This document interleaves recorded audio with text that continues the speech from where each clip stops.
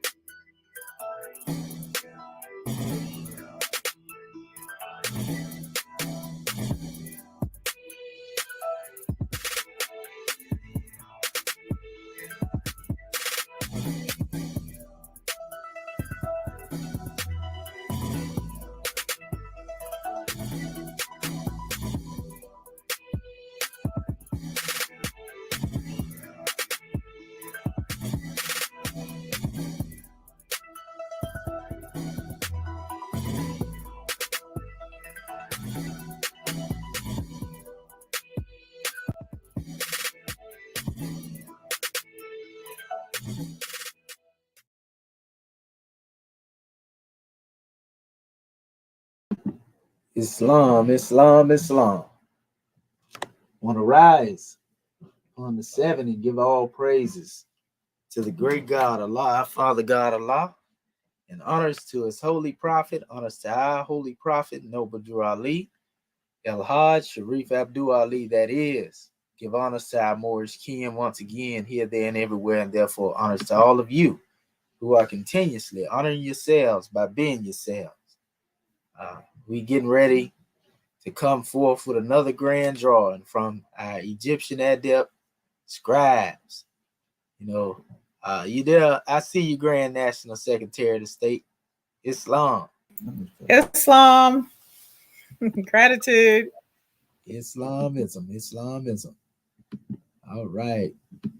Yeah, family, we got a grand drawing coming forth this morning. I can't wait for this one. Oh, man. Yeah, I hope our family out there is most definitely tuning in, because we have a lot of elevations when it comes to dealing with these special classes. And this is going to be a grand drawing, just like all the rest of them. We are becoming more refined in our work that we demonstrate. All we got to do is just keep it coming, and everybody else going to basically come into the grand insight of this measure. Islamism without the schism. Let's see, our other scribe should be in here in a second here. All right.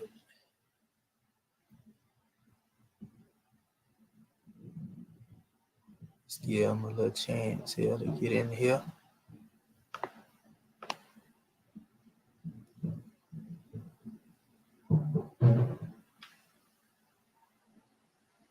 All right.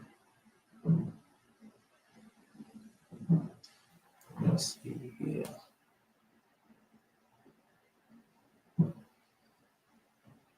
I got something I'm going to put up here.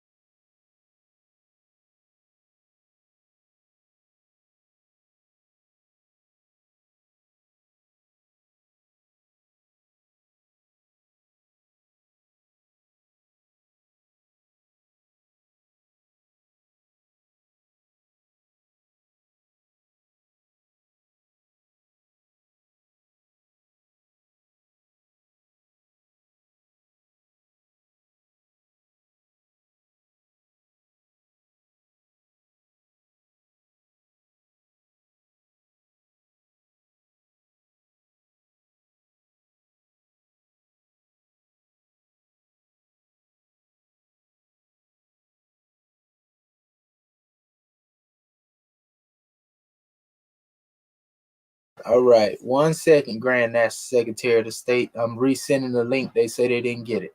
Islam. Okay, I got it.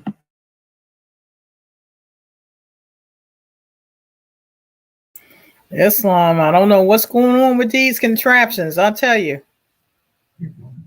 Yeah, you know how it is. Rome ain't built nothing to last. Woo.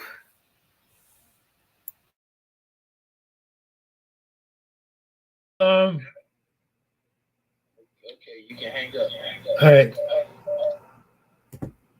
Because I'm going as the Secretary of State. Islam, Dr. Marvin Edwards Bay, Consul General. Okay. Yeah, we were just trying to get in. Oh my goodness. Yeah, I was talking with Dr. Dendra. She was looking too, so she should get it now. If she refresh. Praise Allah. Praise Allah.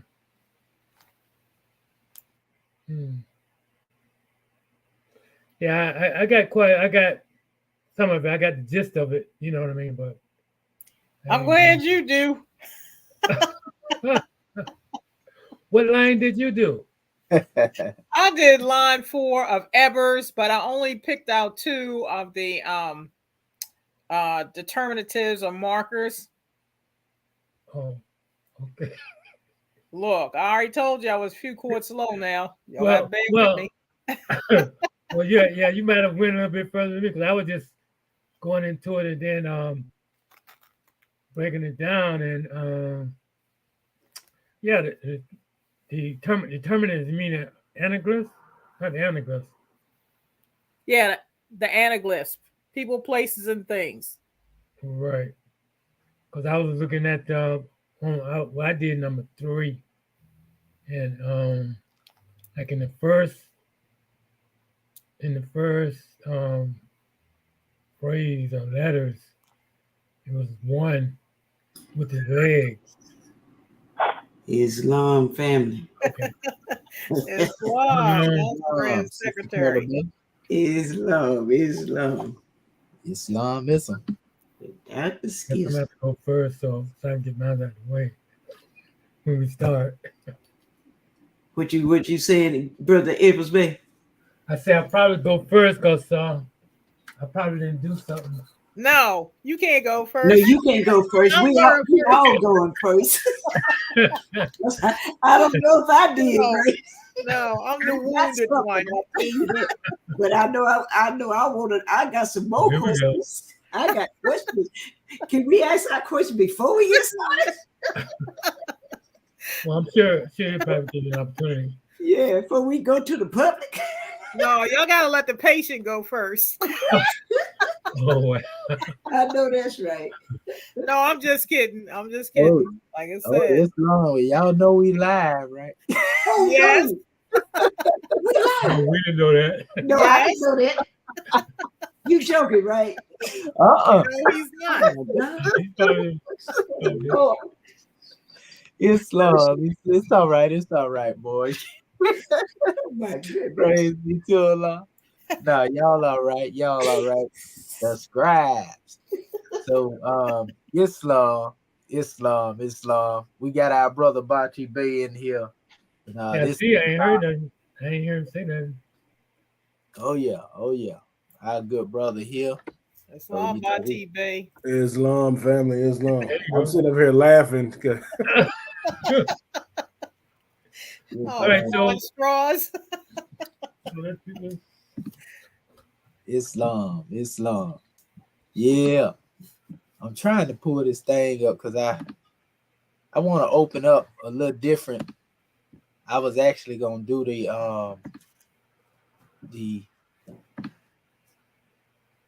adept prayer and then have our family come forth with the law. That's what I wanted to do. I got it right here. There it go. Okay, so I'm gonna do our adept prayer, and then we can have our family come forth with the law, Brother Marvin Edwards Bay, and then we'll have our people come forth with the chapter. I think Sister Dendra. Islam. Islamism. And we got a grand draw in the brain to the manifest. So this is going to be a real, to get our people in the vibration, so to speak. All right. So what I'm going to do, let me share this little tab here. And we're going to go ahead and go forth. You know, having already risen, giving praises to the great God Allah, we give honors to his holy prophet, honors to our holy prophet, Noble Drew Ali Al-Hajj, Sharif Abdul Ali, that is. We give honors to our Moorish kin, once again, here, there, and everywhere, and therefore honors to all of you who are continuously honoring yourselves by being yourselves. We give honors to our Grand National Seal.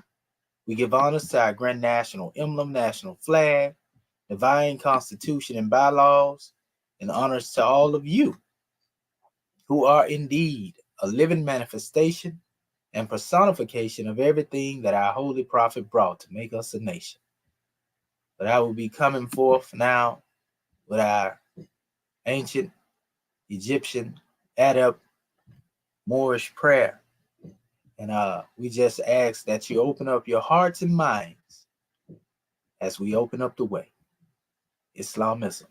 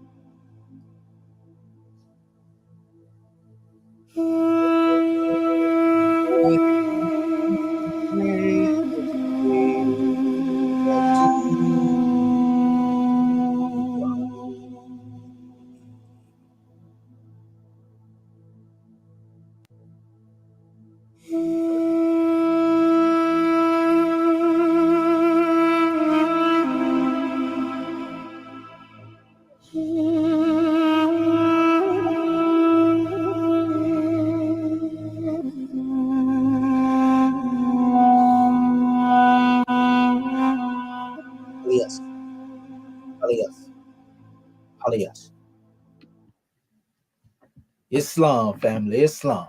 Islamism. All right, at this time, we're going to call forth our family with the reading of our laws. Peace and love. Islam. This is Dr. Marvin F. Spade, Consul General of the Texas Consulate, rising and giving all praises to the great God Allah, giving highest honors to his prophet, our prophet, Prophet Noble Drew Ali, Al-Haj Sharif Abdul Ali. Give honors to our theocratic government, our Moorish American government. Give honors to our Act 1. I give high honors to all of our officials. I give high honors to this class, our Egyptian Adeptus Research Sultanate class, E.A.R.S, as well as I give honors to all those that aided in bringing forth this class this morning. Sultanate number 4.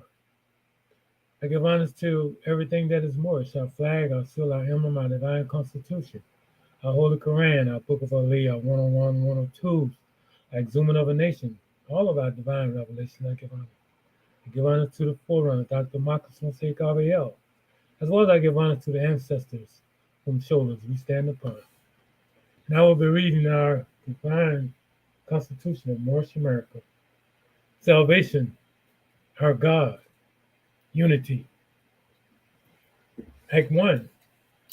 The Grand Sheik and the Chairman of Moorish America are empowered to make law and enforce laws with the assistance of the Prophet and the Grand Body of Moorish America. The Assistant Grand Sheik is to assist the Grand Sheik in all affairs, if he lives according to love, truth, peace, freedom, and justice. And it is known before the citizens of Moorish America. The bylaws. Act 2. All meetings are to be opened and closed promptly, according to the Circle 7, love, truth, peace, freedom, and justice. Friday is our holy day of rest, because on a Friday the first man was formed in flesh, and on a Friday the first man departed out of flesh, and ascended unto his Father God Allah. For that cause, Friday is the holy day for all Muslims all over the world. Act 3. Love, truth, peace, freedom, and justice must be proclaimed and practiced by all citizens of Moorish America. No citizen is to put in danger or accuse falsely his brother or sister on any occasion at all that may harm his brother or sister, because Allah is love. Act 4.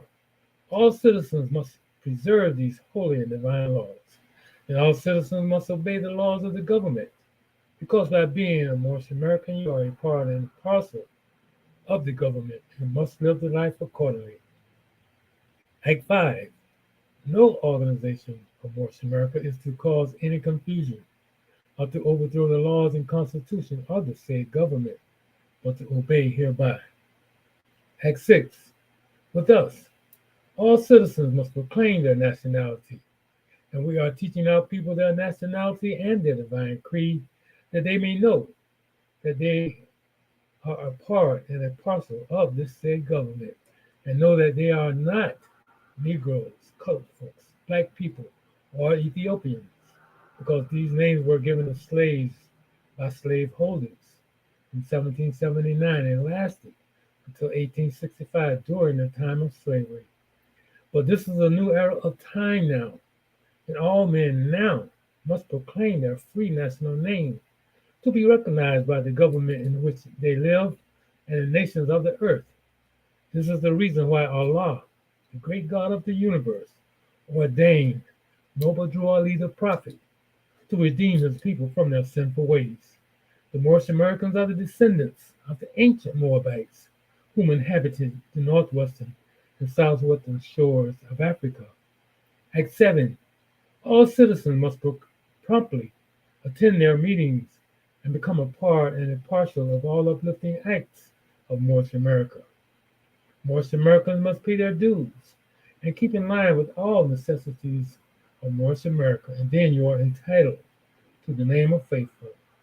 Husband, you must support your wife and your children. Wife, you must obey your husband and take care of your children and look after the duties of your household.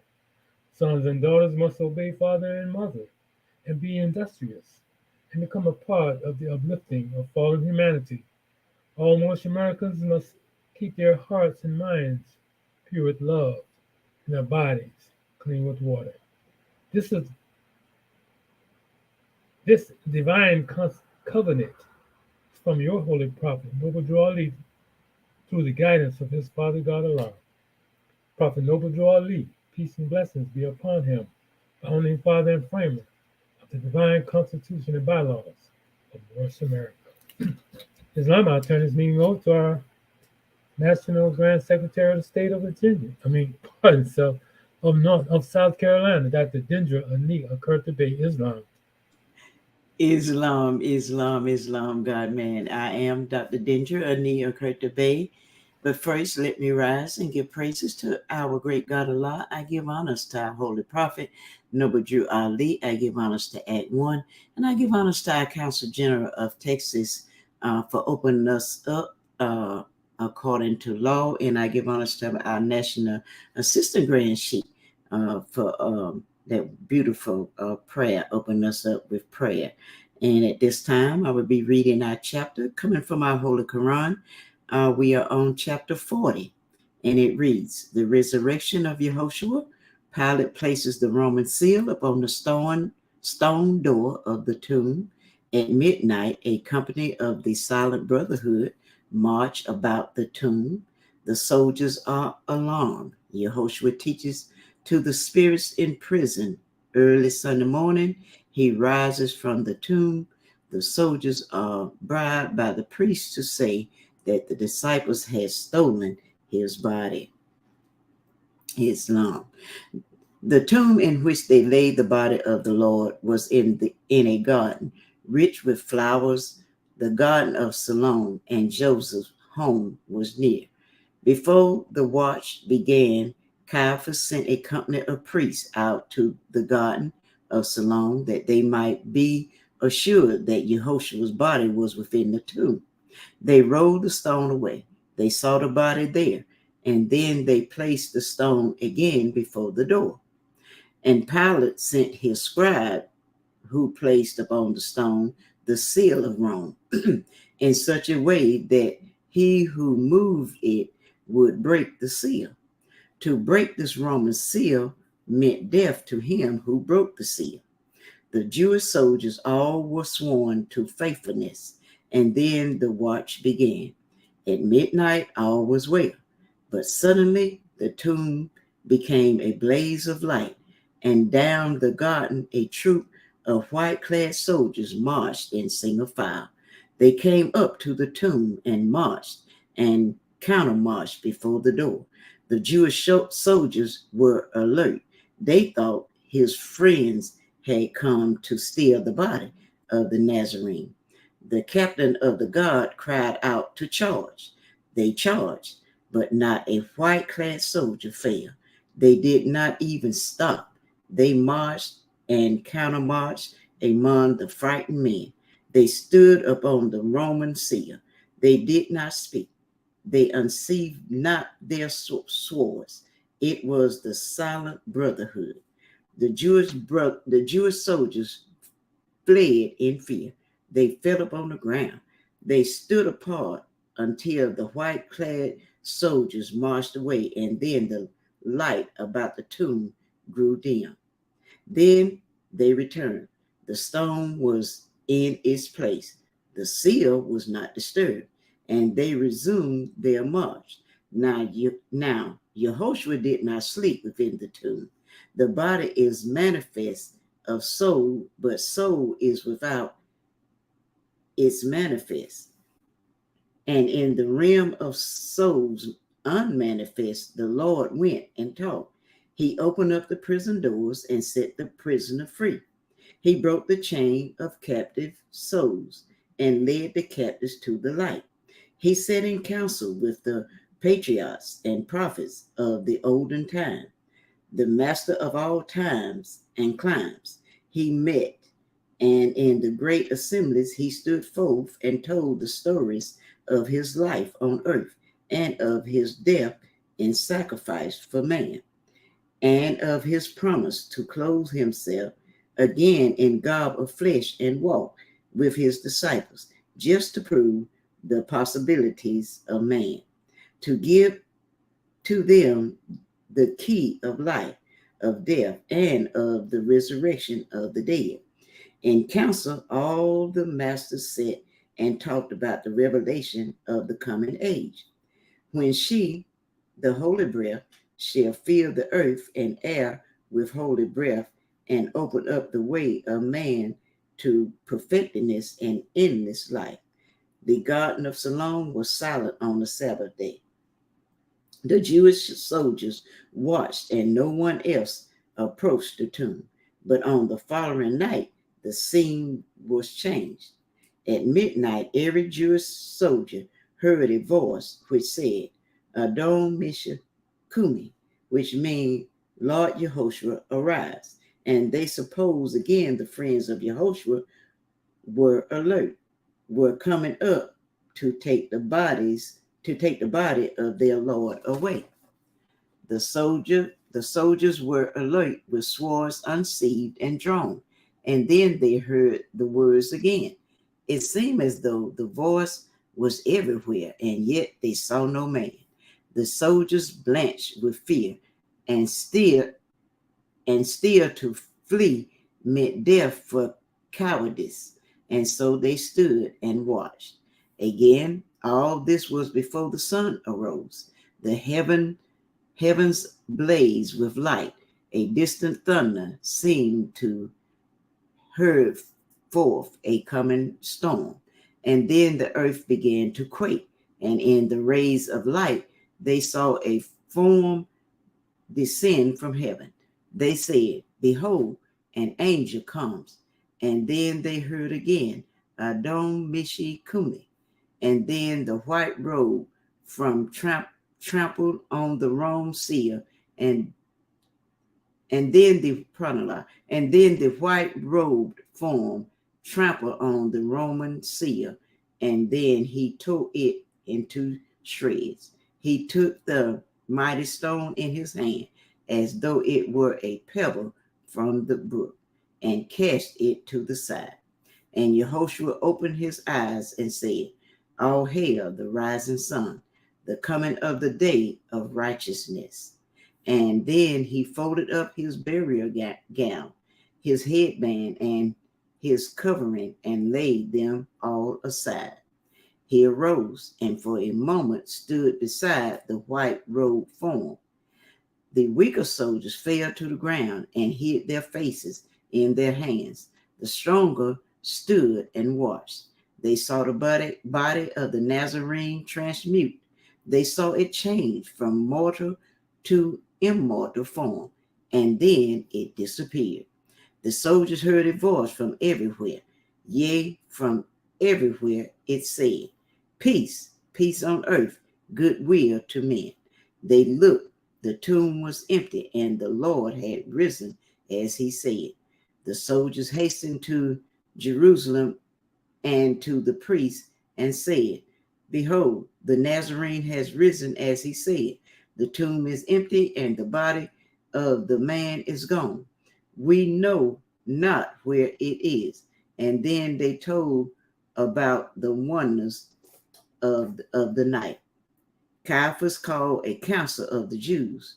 He said, The news must not go forth that Yehoshua has risen from the dead.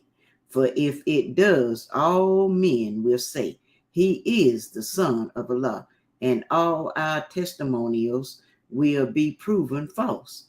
And then they called the 100 soldiers in and said to them, You know not where the body of the Nazarene is resting now. So if you will go forth and say that his disciples came and stole the body whilst you slept, each one of you shall have a silver piece, and we will make it right with Pilate for the breaking of the Roman seal. The soldiers did as they were paid to do. Islam, Islam, Islam. I will now turn everything back over to our national sister. Do omit the air, Maheja Sepsu air, Islam.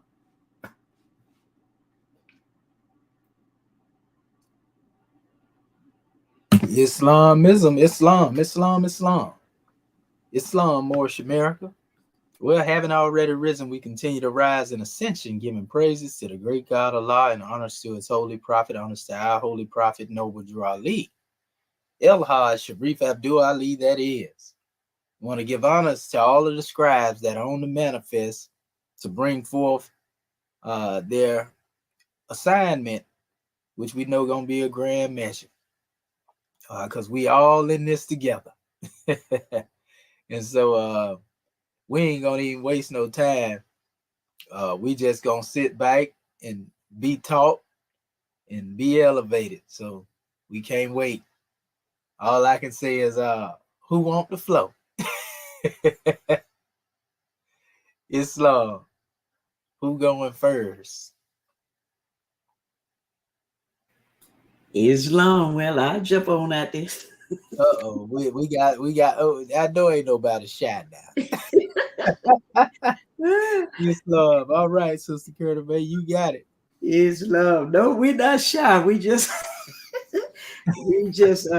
excited about learning and going deeper into our teachings. Praise be to Allah. Islam. Take us deep, sister. Take us deep. Islam. Yeah, Islam. All right. Let me see. Let me share my screen. Let's see. Share screen. Okay.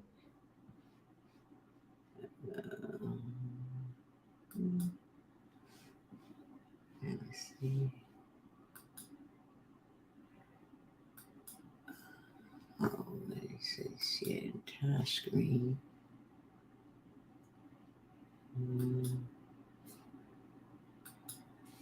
There we go. I have to click in there. All right. Okay. And let me pull up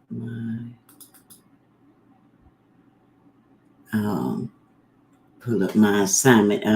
Can y'all see that, family? Yeah, we see it. Let me see if you're gonna have to blow it up for the audience. Okay. Just a little bit. You're gonna probably just open that window all the way up right there if you can. So. Okay. Like that? Yeah, that'll work. And you can if you can expand it a little bit, that wouldn't hurt either. Okay, let me see if I can make it a little bit bigger. Let's go to 150%. There you go. That'll work. Okay, all right, family. Our assignment was we had the links that our God man had sent out, and we were told to use Gardenia's list to search the heretic text herein for the heretograms that have been translated into hieroglyphs, then give the translations, transliteration and amount of your choice. And we got further instructions telling us that we could use the papyrus that we had already had, the one that had the Unicodes with it, and because it was a somewhat little bit more easier than the one that we got. So I went back to our papyrus that you had already sent out, Dr. Shahid, and we was told to look for the antigrams. I hope I'm saying it right. I'm getting used to saying it, and because we're not saying determinative. Pardon self, anaglyphs. Anaglyphs. Yeah, we were told to look for the anaglyphs. And what I did, I had to go back to the poll and refresh my memory on some of the terms that they use when you were talking about the anaglyphs and things of that nature to help you to pick out where they are and to recognize them. And so what I did, I looked at the whole thing, but I went to this line, this line right here. I hope y'all can see that. That's line 1, 2, 3, line 4, the very beginning right here. And I looked at the Poe, the work that Poe had in the Shipwrecked Sailor, and this is what. Pardon self, Sister Curtis Bay. One more time. Can you blow that up again? Because it's kind of small still. Yeah, okay. Yeah, it ain't gonna hurt. Just bring it as big as you can. Okay. And then you can always go back and take it down. Oh, there you go. That's good. Nothing wrong with that. Scroll it down. Okay. There you go. Oh, okay. It's long. Now, yeah. Okay. Yeah. So I was saying this is the peppers. Yeah, there you go. My little mouse said. So right here, family, in line 4, this is what I saw, and I said that was an antigram. I hope I'm saying it right, because this look anaglyph. I'm gonna get that, Dr. Shahid. I'm getting that. That's all right. Anaglyph, and this looks similar to what was in the Poe document, and that I copied that to let y'all see. And that actually stands for the scarab beetle, where you can see as an alphabet, it's gonna be the that's gonna be the HPR, but as the anaglyph, that's gonna be the scarab beetle, and either the Scarabeus scorcer, the dung beetle. And the reason I thought about to me it goes with that, because this papyrus is dealing with healing, and I know that they use different things like that to heal our people.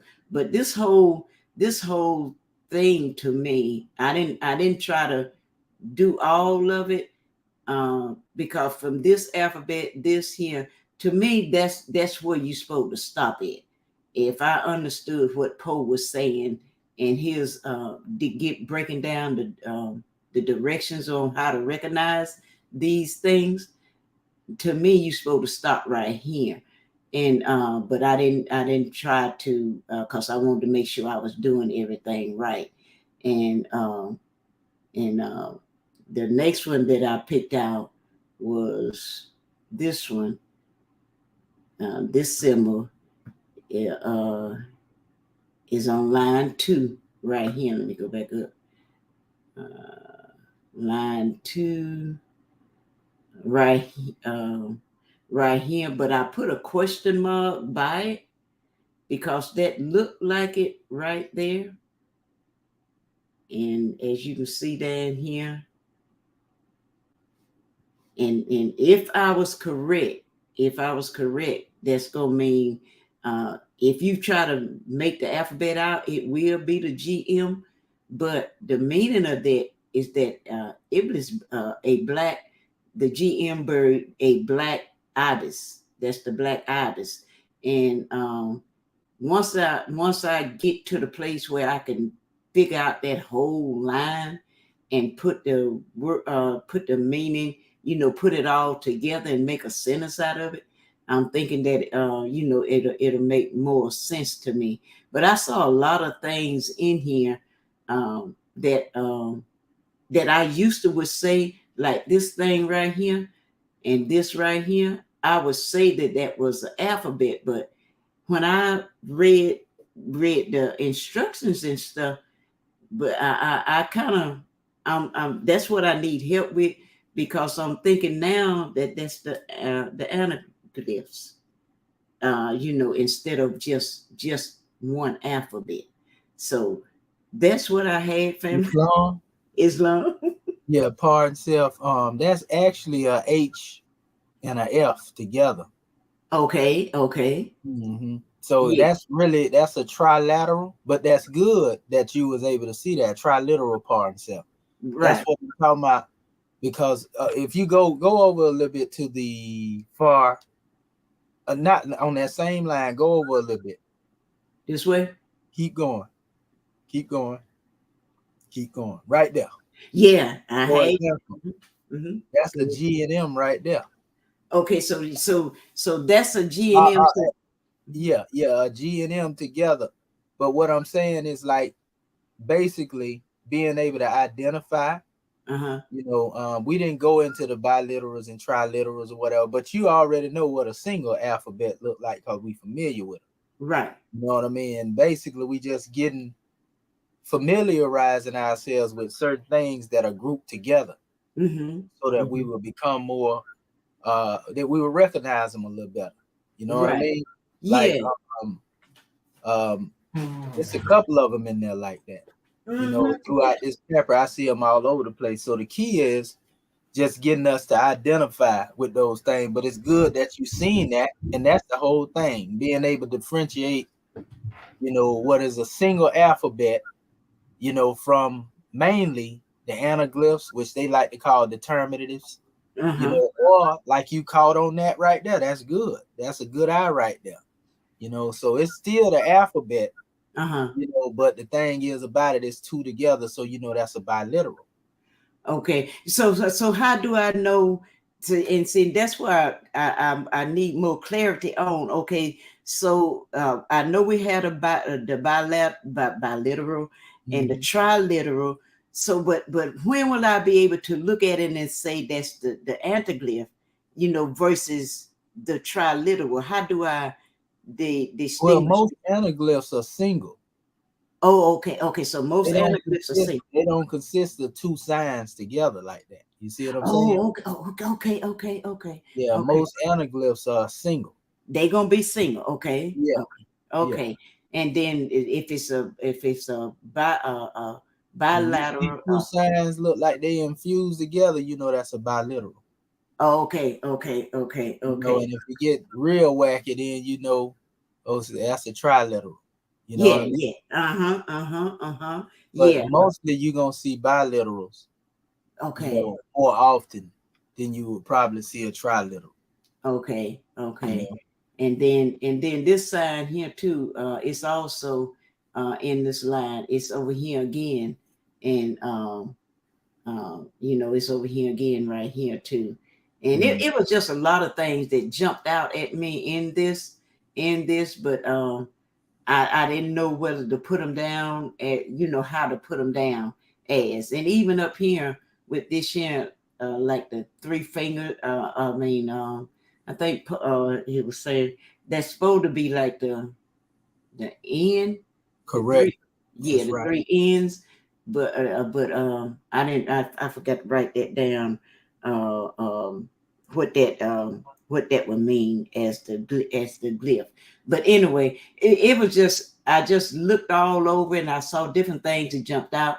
But that's what I wanted to ask you. How do I know? So you're saying if it's one, then I know that that is the alphabet. But when it's like got two things hooked together, or maybe three, then I know that's gonna be trilateral and bilateral and trilateral. So that's what I was missing. I wanted to ask that question and get a clear understanding of that. So I know how to go forward. So, but anyway, family, that's all I had. And because you say do two, I tried to do my best to do the two, and that's what I had, y'all. And I'm gonna let somebody else go. Yeah, and just basically, before you close that down, sister, yeah, the instruction was mainly dealing with like you did, pulled out a few here and there, and wherever you could find them at, Right. Oh, It okay. would have been good to also add the Unicode so they would know how to find it, but that's okay. We know what we're looking at. Right. So this is the practice that we will have to demonstrate on our own. To become more familiarized with them. You see what I'm saying? That's something that I can't really give to our family. We got to go into it on our own time and just go through different papyri and just start pinpointing this stuff. And the best way to do it without even going through the papyri, going through the papyri is the advanced way. You can pull up the slate, document, and then just go down through that because it's gonna have all of it there. Trilaterals, bilaterals, it's gonna have the anaglyphs there, and so you can go down through there and just do it over and over again. And eventually you're gonna be able to catch on to it. Look at them and go to your molar tool and see how many different forms it changed, and how different many different variations and morphology is being demonstrated there, in the way that the sign is presented. Yeah, and all is well. Islam, and that's what I wanted to ask too. Would it be possible that you, because I didn't know how to go to the slate and figure it out, how to see if it was, so in the slate you're saying it's gonna have, because when I looked at the slate it gives me the Unicode and everything, but in my little mind I was thinking, I said, well, okay, it's telling me yes, that is the alphabet, but it's not telling me if it's the like the bilateral or the trilateral. I didn't understand. That's why I need more clarity on how to use that slate too. Pardon self. When I was mentioning the slate, you didn't have to use that in order to do your assignment. But I'm just saying, on your own time, you can go into it. But you can understand a bilateral and a trilateral by how many letters you see. Right. If 3 letters, then it's a trilateral. If it's 2, it's a bilateral. You see what I'm saying? And everything else outside of that is singular. Oh, okay. Yeah. For example, right there on the screen, right there, what you got up there, the first would be a trilateral. Right here? No, I'm talking about in the signs that you have right there where it says Kepler. Oh, yeah. No, to your right. Go to your right. See that? That's right. No, you're right there. You're right. The one before that. Right here. Yeah, that's Kepler, right? And then beneath that, you have Gim. And that's also that's a trilateral. Yeah. Okay. That's 2 letters. Okay. See? Oh, okay. I see what you're doing. But the thing is, the symbol itself is singular. You see what I'm saying? Yeah.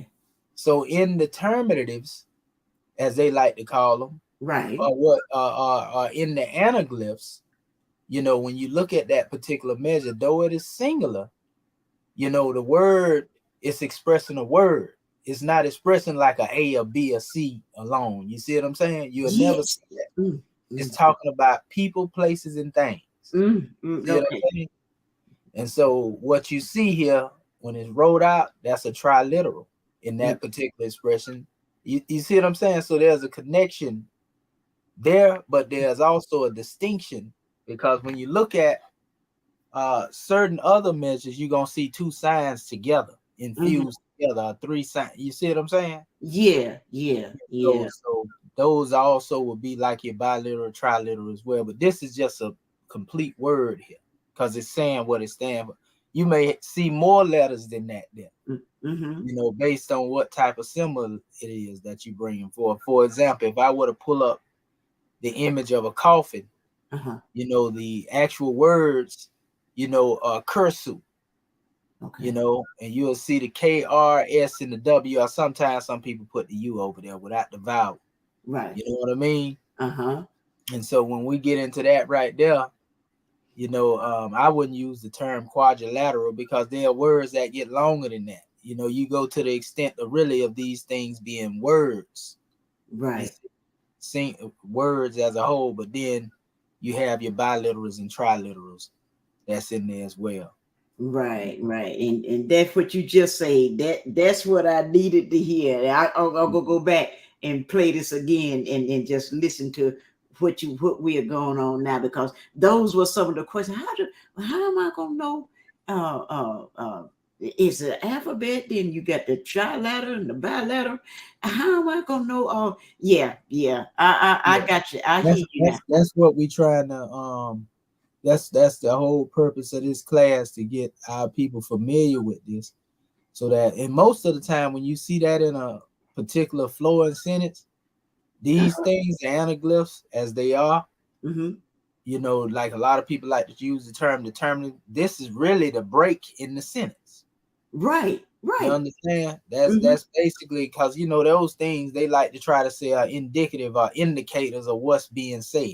Right. Right. So really, when you see something like that, you can see that this is a break in the word. And if you want to go further and say, okay, this is giving me a hint at what's being said, where I try to transliterate, in that particular area or whatever. So, all this gonna come as we move along. I just mentioned the slay tool because the slay has everything there.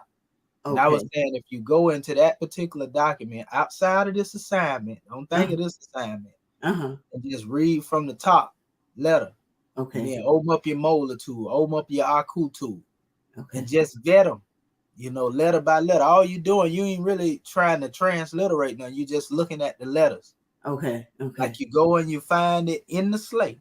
And the slate got the Unicode there. So you type the Unicode in your molar tool or your Aku tool and you look at the letters.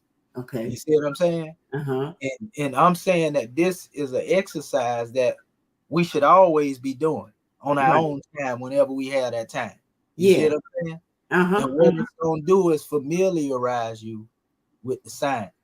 Okay. You see what I'm saying? It immerses you in the signs. And then once you go to seeing it, when we pull this paper up, you going to automatically be like, oh, that's that. Because you done did this over. That's going to be the exercise that all of us do. Like I say, we have to do that on our own time, though. Right. And I'm glad we're doing it often if we want to learn. Yeah. You know what I mean? Just on our own time. Say, all right, I'm going to get in here and observe these anaglyphs. Right. And like I say, use your molar tool because they're going to show you all the different changes in the letters and the dynasties that they're from. And then use your Aku tool. And it's going to be ingrained in your memory. You'll see it after a while starting to come up. You know what I mean? Right. Regular alphabets, we pretty much got them. Yeah. You know what I mean? So the thing is what happened when you run into those symbols that you don't recognize because they're, anaglyphic. You see what I'm saying? So that's what we're trying to do. We're trying to train the eye to be able to identify with those things. Islam. And gratitude for telling me how, because I know that I needed to do that on my own time, but I didn't know what to do. So now I know what I'm looking for. Now I know how to use it, like you just say. So I will be looking at that, and like you say, I ain't trying to translate nothing. I'm just getting myself familiar with what's there. And right. I'm gonna demonstrate it too and show you what I'm talking about too, so we can, Okay, so you want to stop sharing my screen? Yeah, you all right. You all right. Okay. So what I do is I'm gonna share my screen. Okay. And I'm gonna give you a demonstration of where I'm coming from. Islam, gratitude. Yeah. They go to sleep. Islam. Pardon self. Before you do that, National Assistant Grand Sheik, my internet was going in and out for a bit. Oh Lord. I know. What was the part where you were speaking about a break in the sentence? Yeah, I was speaking of basically most of the time when you see these anaglyphs, that they basically are, how we separate words with space. That's basically what those things do. But they also, to a certain degree, are like indicative of what's being said. So that's why in most words that you see, like for example, in the E.A.R.S, you'll see one of them symbols at the end. You see what I'm saying? Okay. And those symbols are basically indicating, they would say, a directive of what's being said. Only difference here, we dealing with the hieratic transliterating and reverse engineering it into that. So this is actually helping us to know when to break in a sentence and bring about, okay, this word stops here. You see what I'm saying? Yes, sir. And yeah, once we able to see that right there, then some of us, once we get the transliterating things and we pull the letters in, we're gonna be able to identify it anyway, because we're gonna be familiar with some of the words. Like we'll know what the word hotep in that. HTP. Right. You see what I'm saying? Or we know what a word Ma'at in that, at the end of the T. You see certain things like that. But these anaglyphs, what they like to call determinatives, most of the time when they stop, that's indicative of the end of the word. You see, Islam, this is gratitude. Islam, gratitude. So it's symbols that represent the actual statement that are the word that's being made, basically. And so, can y'all see this sharing yet? No. I ain't. Okay, I appreciate you. Goodness gracious. All right. Okay, here we go. Right here. All right. So all we doing when I say go through this document here, and for example, you can start anywhere. Right. All you doing is you see this right here. This is U28, right? We already see the stroke and what it represents. We see the anaglyph right here. We know that this is Wajet. Wajet. What? But this is actually a par itself. Yeah. Wedge. That's it. And so basically, what you're gonna do is you're gonna simply go over here. Let me make sure I got that right too. Par itself. That's the U28. And all you do is you just type it in over here. Right. And once you get it up, that it popped up. Now that it's popped up, I got so many signs already over here. I got to go to it. There it go right there. We see it saying that this is a drill. I don't know. Then it's saying a wick. They got all types of stuff: ropes, fibers, baskets, bag. They trying to figure it out. We ain't worried about that right there. Right. Look like a flame to me too. Yeah. So, but anyway, you just go down here then and begin to look at the different forms of the letter. Okay. You know what I mean? You scroll down and look at this. So when you see this, you don't confuse this with being an alphabet. You won't, unless you go to looking right here and say, "Oh, this is it right here." So you see how they infuse together here. Which looks like what would normally be a Y or a J and an N. You know what I mean? And you just go through this. Okay. And you go through and find every stroke that you can, so that once you looking at this stuff, and you're gonna do this on your own time, like I say, on a daily basis, a weekly, but however you chose to do it, when you want to set up the time, right? And you're gonna do this. So after a while of doing this, when you go back to them papyri, you're gonna be able to, your eyes gonna see what it is. Right. You see what I'm saying? Okay. It's crucial and critical that we do this, because if we don't do this, it's gonna come a lot of time when we trying to read papyri, we're gonna be thrown off. Yeah. Because we ain't gonna know what other symbol that is. We know the alphabet, but we'll get to these points and be like, which that really ain't gonna stop you from demonstrating what you do with the word, because in most cases your word gonna be complete anyway. Right. But this right here represents a whole object in and of itself. Right. Okay. It has a word value. You see, so even though you'll be able to identify all your words, there's a word value here, and we know this because it's right here. Right. But this is gonna be explaining, the previous letters, so to speak. You see what I'm saying? Okay.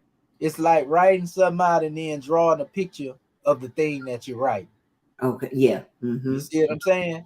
So that's what I'm saying. So by the time you get through breaking down a particular word in the papyri and you see that, this is indicating, what that word that you just wrote out represent. Islam. So all you doing is on your own time. Like I said, you can go and start from wherever you want to. I would start from the top. Yeah. And then go down through it till I get to the whole finish of the document. And then I do it another day. Same thing. Keep going back to it routinely, over and over again. Just like we had to do with learning and identifying certain alphabet. We went through the papyri and went all the way down the line in abjad order, remember? We went word for word, or letter for letter, pardon self, looking for the letter A throughout that paper, looking for the letter B, looking for the, you know what I mean? Yeah, yeah, And we yeah. should still be doing that too to keep us, sharp on just the alphabets as well. That's right. And That's what's going to happen is when we start going into this stuff, it's going to be jumping out to you. right. Just like you was able to see the N, you can see the letter G or the letter P, you know what I mean? Yeah. That's what's going to aid you and help you in being able to identify this hieratic. Okay. Okay. It's the only way, to really go into it, so to speak. Uh-huh. If we tried it another way, it'll probably take us forever. But this is the most efficient way as well. Right. I would say, so that we learn it in a quicker pace, so to speak. Oh, okay. And it's just simply by not forcing yourself to remember something. If you got a photographic memory and you can do that, good. But I'm saying this way, everybody should be able to learn. It's going to be on our own merit, so to speak. How much we go into this and then go down here and use our Unicode. And like I said, you ain't even got to just stop there. You can use the ARCU tool alone. Yeah. But, I would say go here too, because this is going to embed it in there too, even though a lot of this is in the ARCU tool. Right. You do the U28 right here. Uh-huh. And when you hit it, all right, hold up. Let me get this thing here. Pull it down. All right. Yeah, there it goes. See it? Uh-huh. Yeah. See, now here they have Jack without the W and all that right there. So that's really the real root of the word, so to speak. Right. Jack. So anyway, we see the same symbols here. Yeah. Over there in the other. Remember we was talking about the one look like make you think it's an F. Yeah. Yeah. But you just go through here, look at all the symbols, vet them on your own time. Then you'll go to seeing, like, for example, this right here is a whole statement. That's Unquajet Sanel right there, right? Uh-huh. See that there? Yeah. Unquajet Sanel. Only reason I know this is because I'm doing what I've been doing what I'm telling you to do. Right. Right. You see what I'm saying? I didn't have to notice. I didn't have to see this in order to tell you what that was. You see what I'm saying? But I ain't trying to put that on you, making you be. I'm just telling you how we can do it. You see what I'm saying? But that's what I want to try to get. That's what I want to get to. That's what I want to be able to do. If you notice here, this is Unquajet Sanel, but if you didn't know no better, you would think that this was a letter P. Yeah, yeah, yeah. You see what I'm saying? I see. Yeah, that's why I'm saying we got to be able to identify. And you can see the Unquajet Sanel up in there, because when they separate the letters here, if you see the little curve there, you see it there on the top. Right. Look like that would be an N right there on the bottom. On the bottom. But that ain't what that is. You know what I mean? There you go. There you go. All these symbols, when you put them together, they express certain things in a different way, and they're showing you how it's expressed here. Right. You see what I'm saying? So so that's Unquajet Sanel, and you can actually see, now that I told you what it is, you can see that all this is really saying the same thing, though written in different ways. Right. You see what I'm saying? It's all expressing Unquajet Sanel.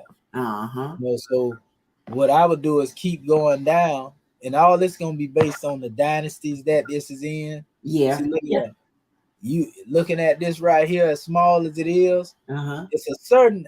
If you look at this, it's a certain pattern in these letters that have been consistent throughout the whole thing, even though they look different. Right. You can see that, like this right here, for example, that style.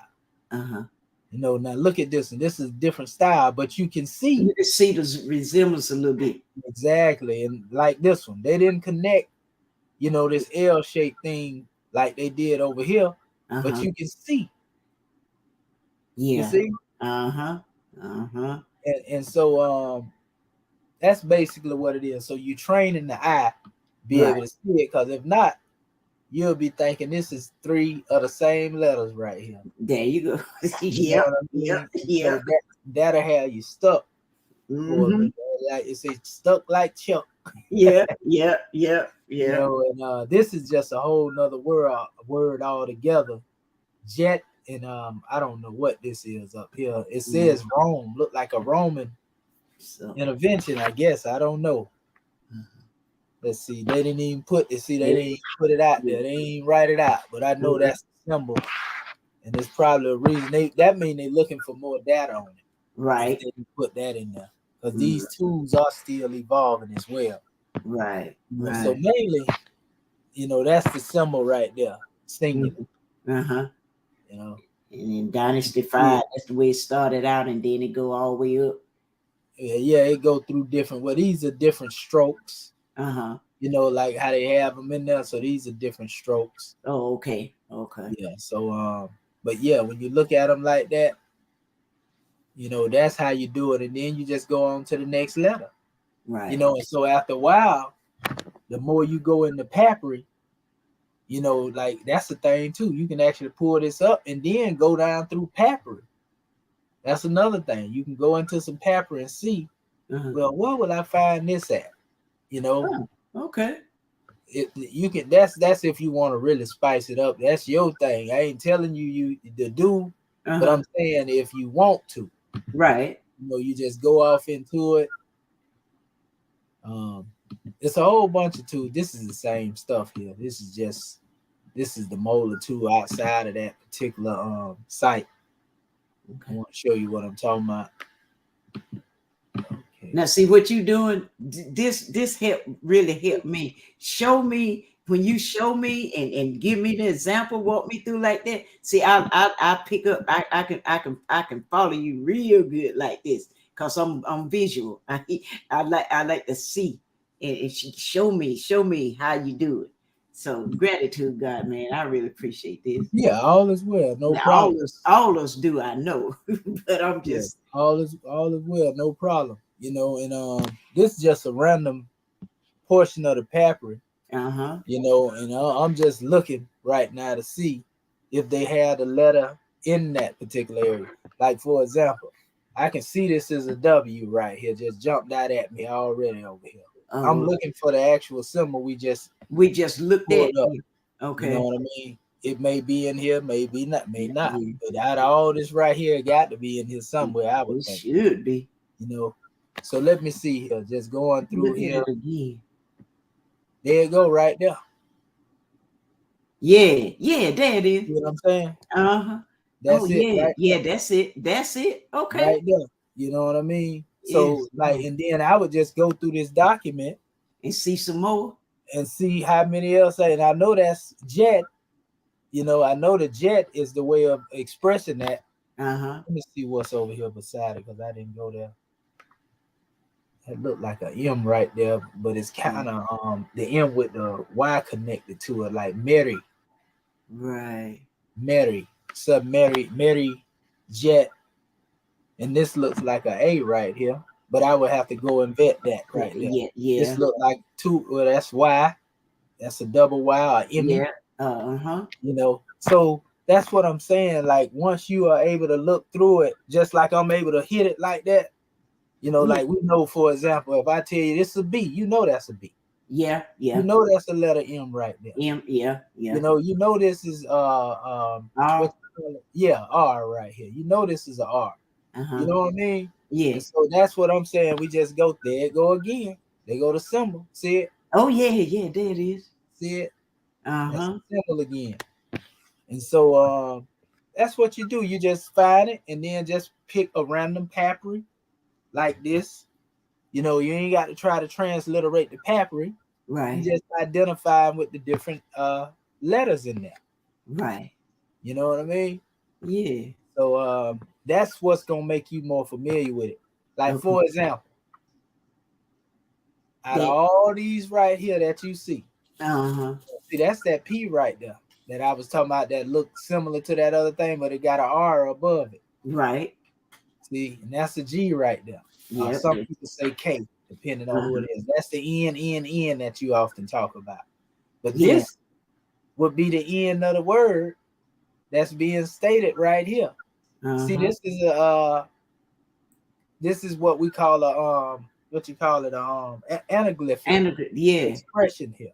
And then it begins here again and goes on. This looks like M M. wide, and look like a well, actually, this is another anaglyph, actually.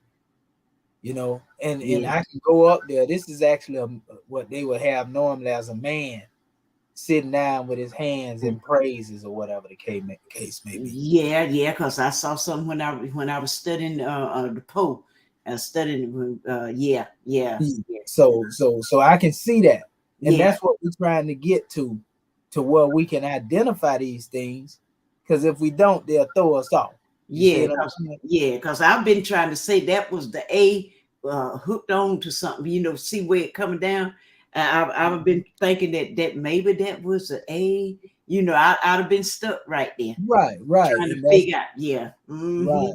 So like I said, that's what you would do. You would come in here, and just go through the document. And like I say, I didn't want to, like, there you go again. This is the same statement, look like, close to it being made, at least one of them words that I just seen a few minutes ago. Yeah. But you see, that's the same anaglyph right there that I was just talking about. But so like, it's training the eye to get more familiar with these things. Right. And like I say, not so much trying to, that's another one right there. That's another anaglyph. Oh yeah. Oh yeah. That's the expression of a man look like squatting down, and demonstrating a certain drawing. And I'm familiar with it, but I have to go pull it up. You see? So like when we look here and we just go through here, that's a nothing right there. The same one look like it, just smaller. Yeah, it looks, yeah. You know what I mean? So you just looking for that one symbol though that we seen earlier. I seen about 2 or 3 of them in there. And so really at this form here of having the knowledge of the various different changes in it, once you become familiar with that, you're gonna see it here and there. It's just really training the eye, like I said. So that's basically what I was getting at.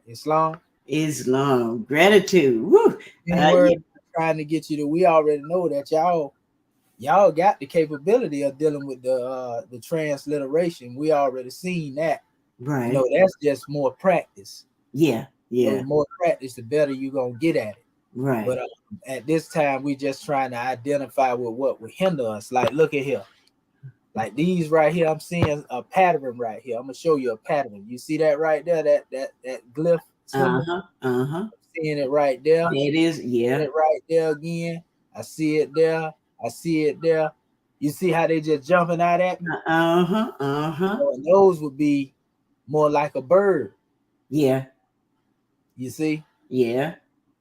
So that's basically what it is again right there. Yeah. They use that all up throughout the whole dang on document here. Okay. So yeah, that's how we do it, and once we able to see that, like I say, here and there, we're gonna be able to identify what we're looking at. This is a real advanced papyri too, family. Okay. This mean when I'm saying advanced, I'm talking about because it's kind of a lot of antiquity on it. You can see it, but the person that wrote here, they didn't space anything out. Yeah. Everything is all together. So I'm considering this an advanced, papyri. Right. And it is, So nevertheless, when you come down here though, being that this is why I say you can use these anaglyphs, being that they have them, they're embedded. You see what I'm saying? Yeah. Because this is what they transcribe. We know this ain't the original. This is the original. And I believe that these Europeans that was doing this in the beginning took these symbols and tried to put them on the side of the letters to be able to identify this.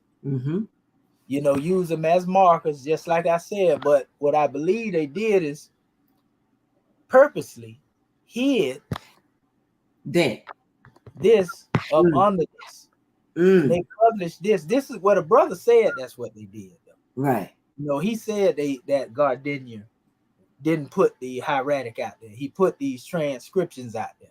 Right. So, and they did that right there and got away with it because we know, of course, they exist on the walls in ancient Kemet, but they don't have the meaning that y'all giving to it in modern time.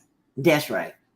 So by default, of us learning the hieratic and going through the reverse engineering process, of course, you're going to become familiar with the way that they be trying to transliterate. You see what I'm saying?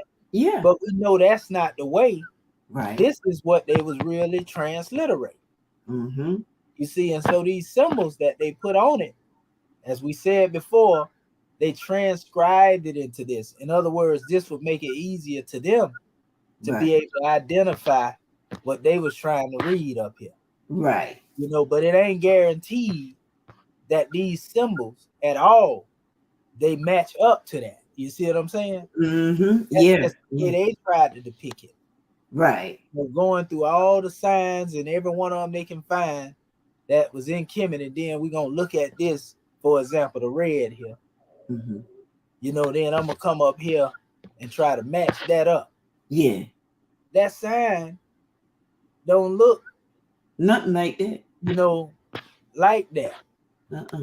You see what I'm saying? Right. So you have to you know what I'm saying. You got to take it with a grain of salt. Yeah. So and that's what they was doing. They got the source material, they converted them to pictures, and that's what a confusion is.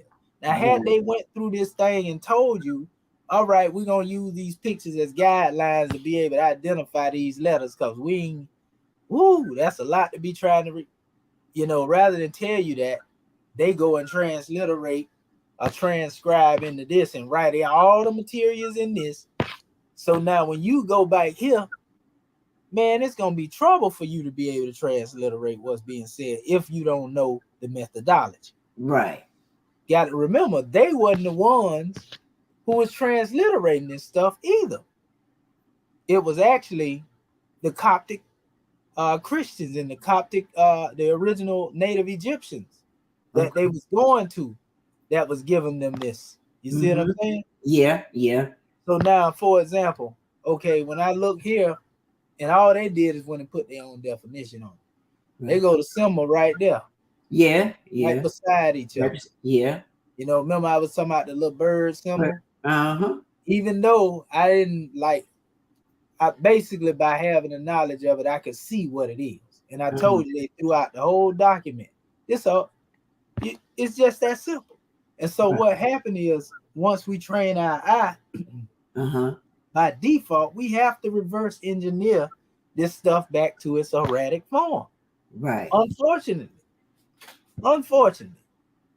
So that's why I use this term. These are your heratograms, or your hieratic writing, the papyri, and then these are your anaglyphs, because we know that we have metaphysical expression that we can demonstrate with this stuff. That is long. You know what I'm saying? That's why they are anaglyphs, and this is what was written mostly on the bas reliefs, which is the columns in ancient Kemet.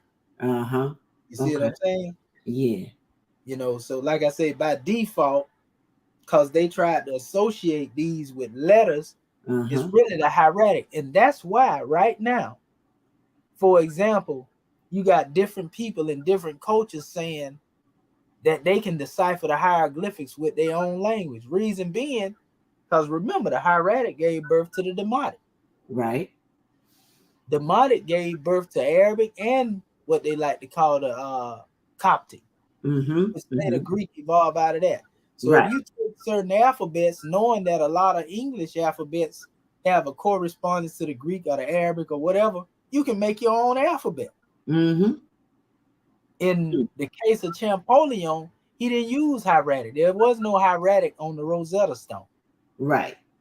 It was this transcription which they had created in 196 BC. Is when they created it, but 330 is when they started going in there. Right. You know what I mean? And so when you look at the three languages, it was these symbols, then it was Demotic, and then it was Coptic on the Rosetta Stone. They created it, man. And so they gave their own definitions of many things, but Champollion used Greek and Coptic. You see what I'm saying? He used Greek and Coptic and a little knowledge of Demotic to decipher their so-called Rosetta Stone with the help of some scribes that was over there. So really, he didn't do it all by himself. He had some Coptic priests that was teaching it. You see what I'm saying? In the modern time, some people who had the knowledge. So that's why I'm saying you can't give Rome the credit for this. Right. All they did is took information, just like if I need a Spanish translator, and I had him with me, and he gave me what these words mean in Spanish, you know, and then I basically take the definition, I write them down in my little ledger, and then later on in my research, while I'm looking at what he gave me on my own, then I put my English definition to it. All I need is a thesaurus, and I can give you 15 more words that'll make up this one word, and bam, there you go. I got me a whole dictionary. Wow. Yeah. And that's how easy it was. See what I'm saying? And that's why it's complicated to us, because everybody attributed the work of decipherment to them and not the true people that did it. Right. You know, and so you get to saying, well, how is it that he was able to take these? He didn't take no symbol. He didn't do nothing. Right. You know what I mean? It was the Coptic people that taught him, and he took the knowledge of what he had and then put his own twist on it. That's right. There you go. You know, that's all he did. You know, and they praising him for it. Yeah. Now, we don't supposed to know this. We supposed to be forever and a day oblivious to this, ignorant. You know, but we got a lot of our people that's eating it up. Yeah. That's why it seems so different. But all this right here is nothing more than, you know, the hieratic words buried. Hieratic words being buried up under this. They reverse engineered, as we said before, this here, into this, and the brother confirmed it. He said it right here. Right. Remember this document here. He said it right here. We want to use that hammer repetition now. Make sure our family get this whole page right here. These are the creators of our tools that we use.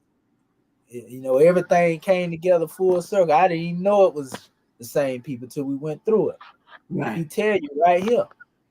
If you read it, he say within research in Egyptology and in the field of the Egyptian language, when one wishes to study the original documents written in the hieratic script, like I was showing you, there's a tendency for scholars to use texts that have been transliterated in the hieroglyphs. Ain't that's what we've been doing? Yeah. Because that's all we got to work with, right? Right.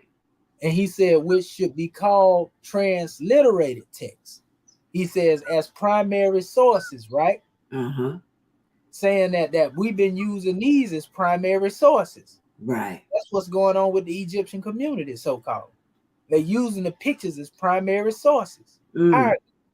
He said, this author, saddened by this situation, in research in Egyptology and the Egyptian language, has presented several papers on research in Middle Egyptian papyri based upon his first-hand study of actual hieratic sources. So basically, that's how he started building up the molar tool and everything else. You see what I'm saying? Who else we have it now? Furthermore, I shifted my focus to a later period and conducted research on original hieratic texts written in late Egyptian, and carried out research on a papyrus in collection of the British Museum. At present, based on the data gleaned through that research, I'm in the midst of creating a digital database consisting of photographs of actual hieratic glyphs, which we have that database now. Right. We working in it. Molar, you know, the Aku tool that was created by this same individual. Okay. You know, and I found this out later, you know, just digging deep. Oh, wait a minute. This is the same guy when I seen the name of the person who produced this document. You see what I'm saying? You know, so that wasn't nothing but the ancestors guiding us, but they ain't teaching this over there. The so-called metal netter readers, they don't care about hieratic. Right. And that's the crazy part. They'll tell you hieratic is nothing, and all the while, these are the same true alphabets that you get your pictorials from. Right. You see what I'm saying? So that lets you know they ain't as knowledgeable in chematology as they claim to be. There you go. You see? Because if they did, they would know this. That's right. You know, but like I said, by default, you're going to end up learning, or you'll be able to identify, you know, with the way that they try to do it, you know, just by the way that we study. Because we got to study the symbol and the alphabet together, the Vedic. Right. You see what I'm saying? Yeah, yeah. So you actually killing 2 birds with 1 stone. Islam. So it said in this paper, I would take up the hieratic papyrus, and then he gave the BM10 682, you know, which I showed you in our previous class, that served as the primary source of this database, and summarized my bibliographical and graphemic observations. So he went into showing you it was the Chester Beatty papyrus, Right. which we had a whole Chester Beatty papyrus. I got that whole thing in that book. That was it actually that I was showing you. That was the Chester Beatty papyrus. Oh, okay. That's the whole of the papyrus. Let me show you here, right here. Trying to get back to it. That is not that one. Okay. Yeah. See it here? Mm-hmm. See, this is the papyrus that he used. He thoroughly went through this papyrus. Okay. It's a Chester Beatty papyrus. Uh-huh. You know what I mean? Yeah. And look at this. You see how many pages that is? And they really desecrated this papyrus, because this papyrus was a whole long sheet, and the European went and cut it. What? Yeah, you can see where they cut it right here, though. Yeah. Now imagine somebody trying to figure out what letter is here, but they done cut it into the letter. Yeah, You yeah. see what I'm saying? And he talked about that in that same piece of PDF. But this is the whole papyrus. And look at how much it is. Hold on. Yeah. See that? Mm-hmm. And he talk about how they added stuff. Remember how I be saying they be adding stuff in these little areas that's messed up? Oh, yeah. Talk about that in here. You know, how they omitted and took certain things away. Uh-huh. So this is the original papyrus. Yeah. Now, That's look what at they this do. right here. And then go look at what they transliterated. How you gonna get a full papyrus like that right there? Right. When it wasn't full up here. That's right. That means you didn't add something in there. Yeah. You know, and so he pointed that out. You know what I mean? So that's why I keep telling people, you know, and they did this because you can get away with this when ain't nobody able to read this stuff. Right. You understand? You can get away with it because ain't nobody gonna go behind you and check your work. Mm-hmm. Mm-hmm. You know what I mean? And then make it look like you done transliterate something. Right.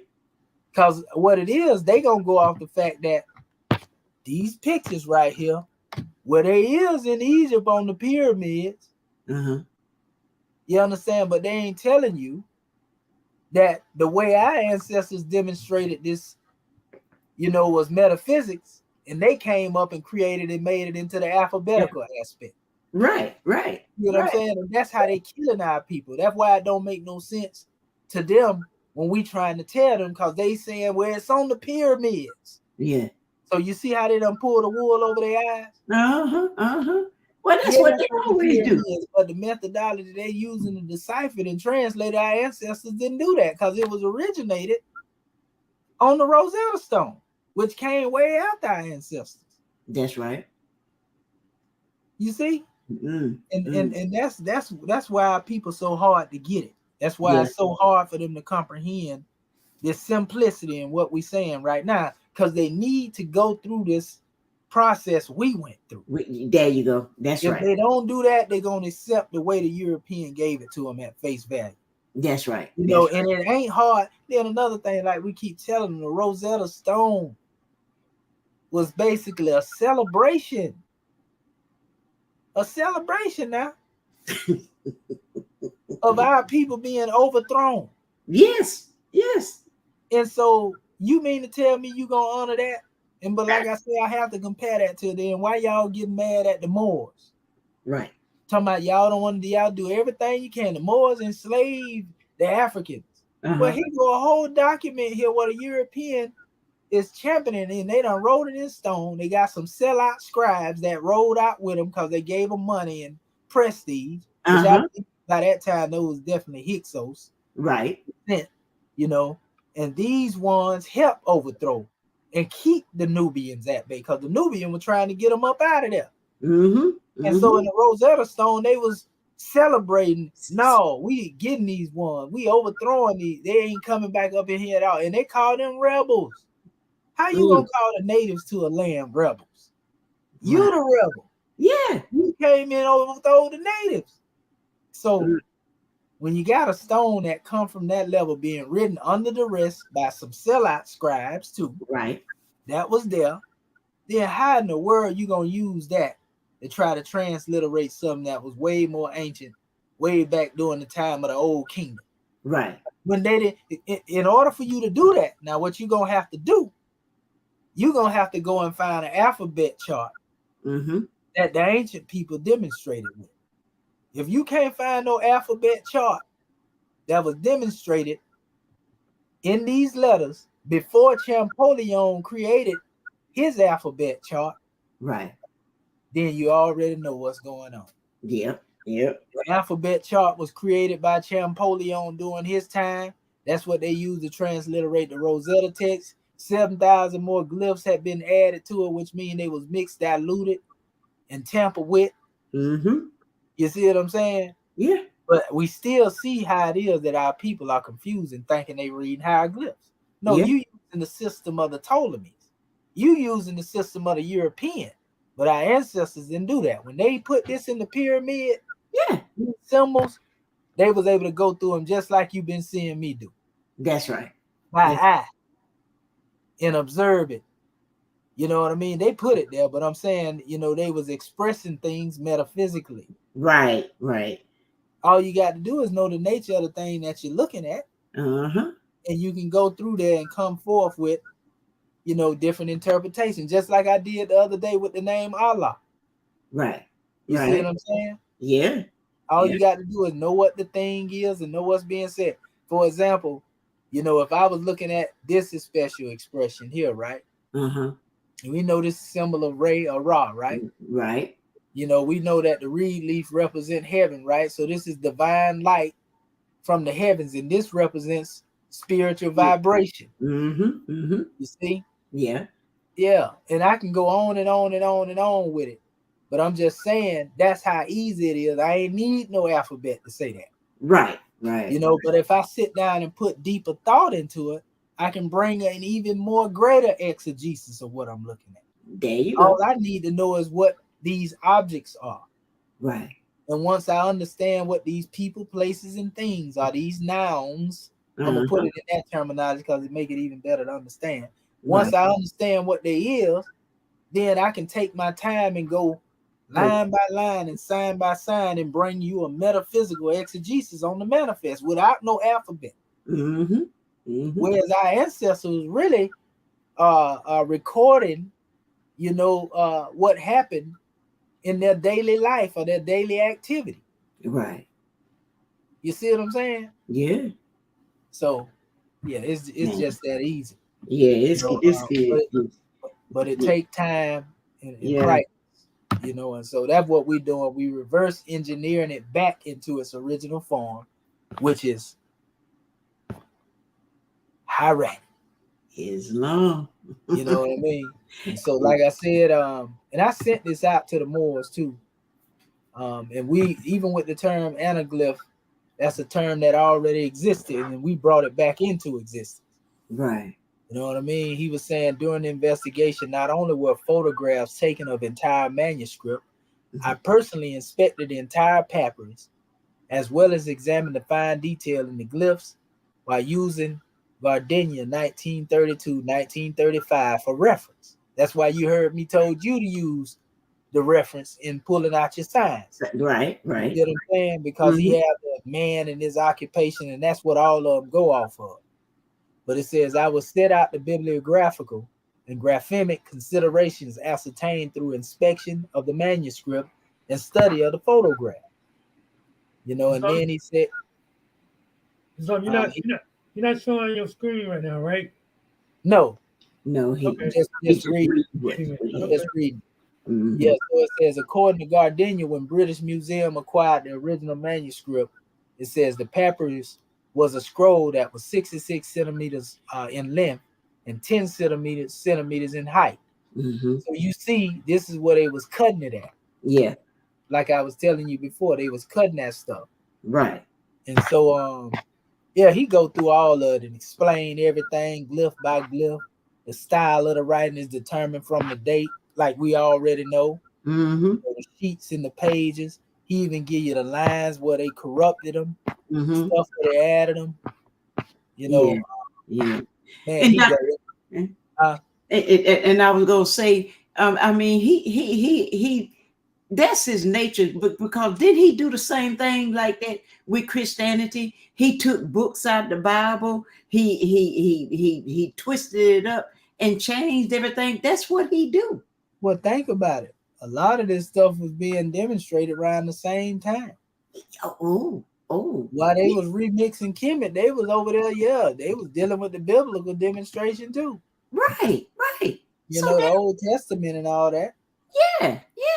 And writing that Bible, and even in the Old Testament, you got it'll tell you see this book, but the book ain't there. What? Yep.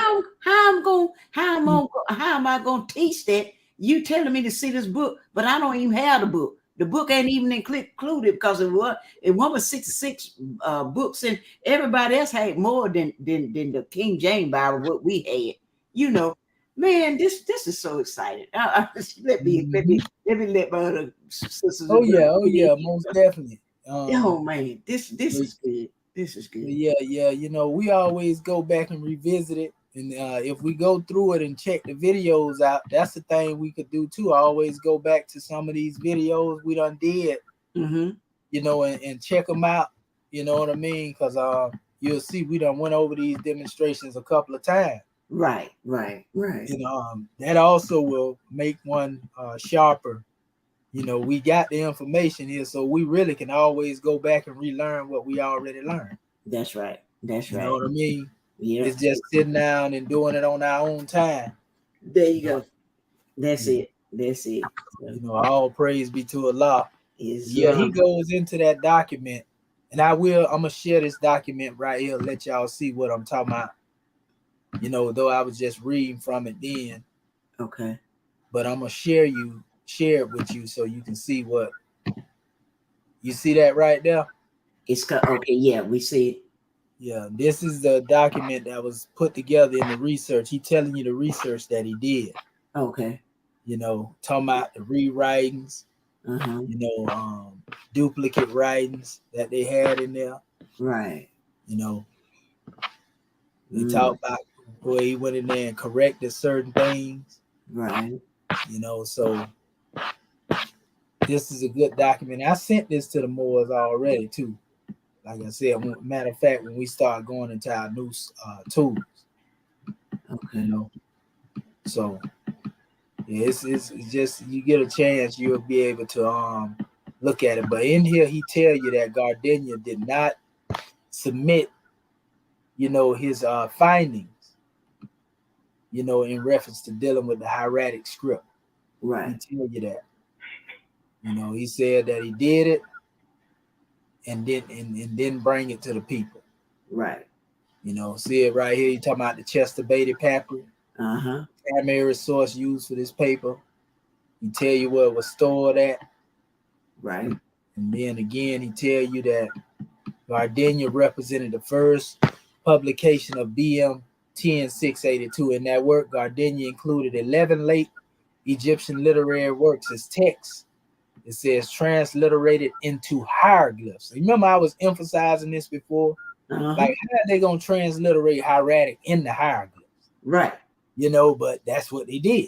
Right. You know, so it says consideration was given to students in arrangement of the text with this volume, and they are basically given in order of those having the fewest lacunae. It says, and those whose contents are clear. Gardenia assessed these texts as good material for the beginner, and placed the story of the blind and subsequent vindication of truth, a tale of two brothers, which the older brother Ma'at, truth, is blinded by his young brother Gurge, falsehood. It states third is his anthology, It says, however, even though all of the texts included by Gardner appear in hieratic in the original manuscript, he published only the hieroglyphic transliterations without any photographs or facsimiles of the original hieratic glyphs. Wow. Do I need it? Wait a minute. Did I just say remix? Am I crazy here or am I not comprehending something? That's what he said. What did I just read there, Sister? What did he just say? Oh my goodness. What did he say Gardenia did? He telling you what he didn't do. He didn't do. He telling you he changed it, like you've been saying all the time. He hid the truth. Hid the truth up under them pictures that he put up there, basically. And to put the icing on this angel food cake, he said, thus, although Gardner in 1932 represented the first publication of the text of BM 10682, it did not make public the actual hieratic text of the original source material. Goodness God. Can't get no plainer than that. So now we see why people so crazy. Yeah. When it comes to dealing with, and you can't tell them that. Now I've been saying this for about 2 years now, ain't it? Yeah. That's what I'm saying. You've been talking about this. My goodness, you've been saying this all along. Yeah. But here's somebody that done went and put everything together. And there it go. There and I come across this here, and I just love the confirmation. That's why I say I don't read for information, I read for confirmation. Right. And if that ain't no confirmation, he even went on. He said Gardenia was an academic publication that introduced the hieratic papyrus donated to the British Museum. He basically threw the papyrus away like it was a peanut shell. Yeah. Here it go, Britain. Deal with this. I done got what I need out of it. And he didn't do it on his own. No. You see? Yeah. It says, therefore, one would expect that it would include photographs of the actual manuscript. No, they wouldn't do that because he would be exposed if he did that. That's right. In fact, however, photographs account for a very small portion of the work. And almost the entire work consists of text in hieroglyphic transliteration. Goodness gracious. He said it again. 3 times. But they'll tell you I made this up. The commission made it up. Yeah. I was like, man, if I can time travel and be in all them places, I remember them debates.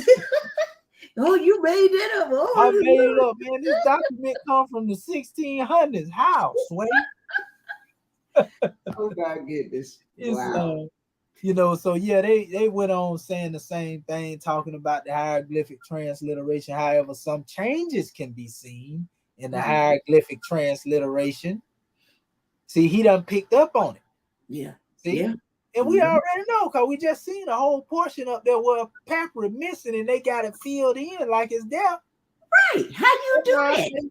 You can't do it. You can't do that. You cannot do it. And that's why in certain areas when we be trying to find words and that word don't exist, it ain't there. Right.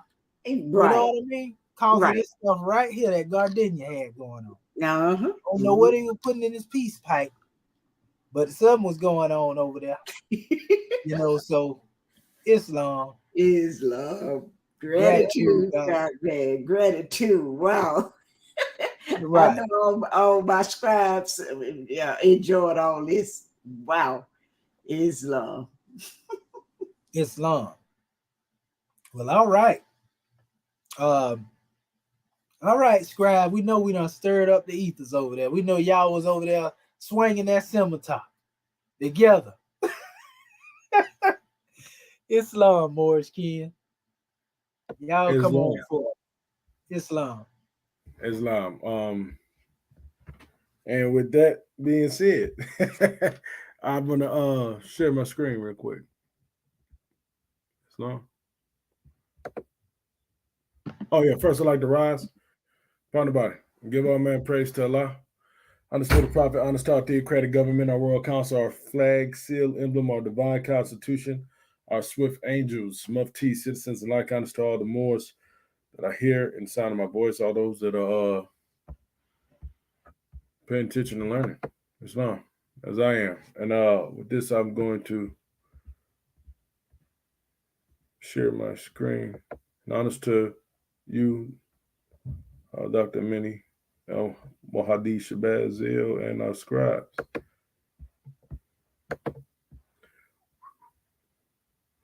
Okay, and boom. All righty.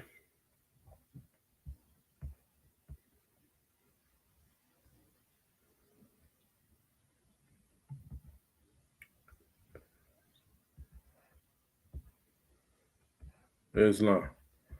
And so with this is the this is the document. And I did line 8. I did 2 in this line 8, which was that's a determinative, and that's bilateral.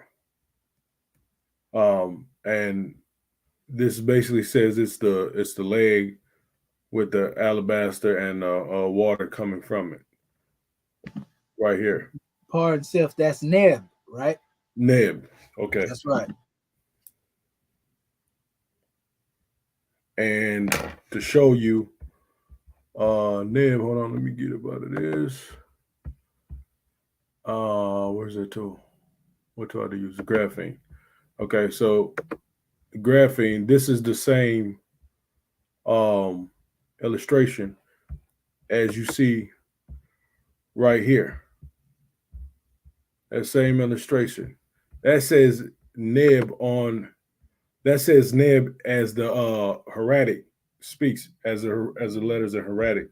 When I went into Nib, and then when I looked up the word in the Vegas. It means Lord in certain aspects, but it got other words too, huh? Yeah, it says purification. See, when I looked it up, which is D60, that's what I looked up D60, and D60 says WAB. So it said purification, cleansing. But the actual, and that's off of this the what do you call them, heredograms? So this is like the hieroglyphs of what the hieroglyph says it is. But the actual letter going into the hieratic is like as you said, I believe is Nib. Islam. Yes, sir. I seen that what you talking about too. That's powerful too when you're dealing with the purification. Make me think about Voodoo. where they get the term voodoo from. Yeah. Wow. Purification. Islam. And then also did you're gonna see this right here. This next one is the S0020. This is the next one I did. It's also in line 8, and it shows the markers and the way it looks, and it changed over the time, which is the what do they call that dialects, the dialects over the or how they use it. Dialect is more so phonetical than anything, but yeah, it shows really stroke style basically. Yeah. Mm-hmm. And so I'm gonna show it right here, which is line 8, right here. This one. Yep, that's it. And it has some up in here, some that kind of look like it, but it's not. Then you got this one that's turned on the side, but either it being standing or it's turned on the side means two different things, or it might be a part of what are the trilaterals? Added to another letter. That's right. A trilateral. Yeah. Islam. And so with this one, the ropes, when you look the word up in the Vegas, it gives you something from what the hieratic's going to actually tell you this is. So that's another thing now, knowing that, the switch of the language from what they're saying, they just give him some plain Jane understanding of, hopscotching over some things to try to make it seem like they know what they don't. But this is when I'm looking at line 4, you see that marker right there. You see it again right here. And those are the same 2 markers, and that goes back to the it says rope and string. That's what it says. Rope, alabaster, vessel. But what I didn't understand. Would know what that looked like, huh? Huh? So they would know what a rope looked like. Huh? Yeah. Well, the only thing I was thinking about with this was, I'll go back to this one, but when they used the rope, it was a lot of times for measurements. You know what I'm saying? Because they had the rope with the knots in it, but that's a total different type of rope. But one thing I always recall is that a lot of times when they use rope, that was to measure certain things during that era of time. But yeah, they wouldn't know what a rope is, ain't it? Right there. This one thing that when I was looking up this was saying that it was a light. So this little orb sitting on top was light, and it was it says white and bright. Wait a minute. Oh, we got to stop you right there. What? So you mean to tell me that our ancestors had some light bulbs on the end of a stick back then? And knowing and seeing those big bulbs that they used to have in the bottom of the I forgot who did it. It was one of them National Geographics. They showed that Egypt originated the bulb, but whoever getting Thomas Edison. Well, I seen them before. Yes, sir. I'm just saying that just for extra emphasis for the people that think the European invented everything. We love it this here, body, baby. Go ahead, bro. And so, as we like I said, that was right there, and then you see line 4 right there with the ropes, or what they call ropes, and that could be to bind something. As far as that's all I really have. I would like to go to this real quick. Where's the Vegas? Oh no, I didn't use the Vegas. I used the ancient. See, that Wob, or that. See, this got right up in here. There it goes. That's where I got the Wob or priest. Yeah, it did say priest. So it's not. That's all I wanted to share. It's not. Oh, Islam, man, that was grand, and I'm seeing that you know how to utilize them tools. You jumping around now over there. Islam, and that's basically what it is. Like I said, that's our methodology, man, and that's powerful, brother. Good show, and all we got to do, like I was telling Sister Denver, is all we have to do now is just go straight through. The slay and use all the other tools, and they're gonna take us through all Gardenia sign, because all them in the Aku demonstration. But like once we able to do that, family, and become more familiar, like I was able, like you seen, I was like, that's Neb right there, and y'all, I'm pretty sure y'all can do the same thing. But we gonna only become more refined in this. We actually immersing ourselves into this information. It's a grand thing. I'm loving it. And y'all scribes doing good. So praise be to Allah for the scribes. All right. Next scribe. Goodness gracious. It's getting good now.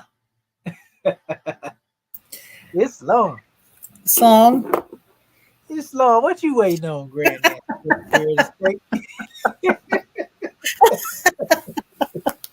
Come on. Praise the Lord, I'm here, okay? Praise the Lord. Islam Moorishkin. First of all, on the rise, giving all praises to our Father God Allah, giving honor to our Prophet Noble Dur Ali, the last prophet in these days and times, giving honor to that Moorish American prayer, the Adept prayer that you brought forth, Dr. Shahid, to all of our Moorishkin that open up according to law, and to this class, and to my Moorish kin and the family listening in. Much gratitude, scribes, and gratitude for the question and the answers. Praise Allah. I'm going to share my screen.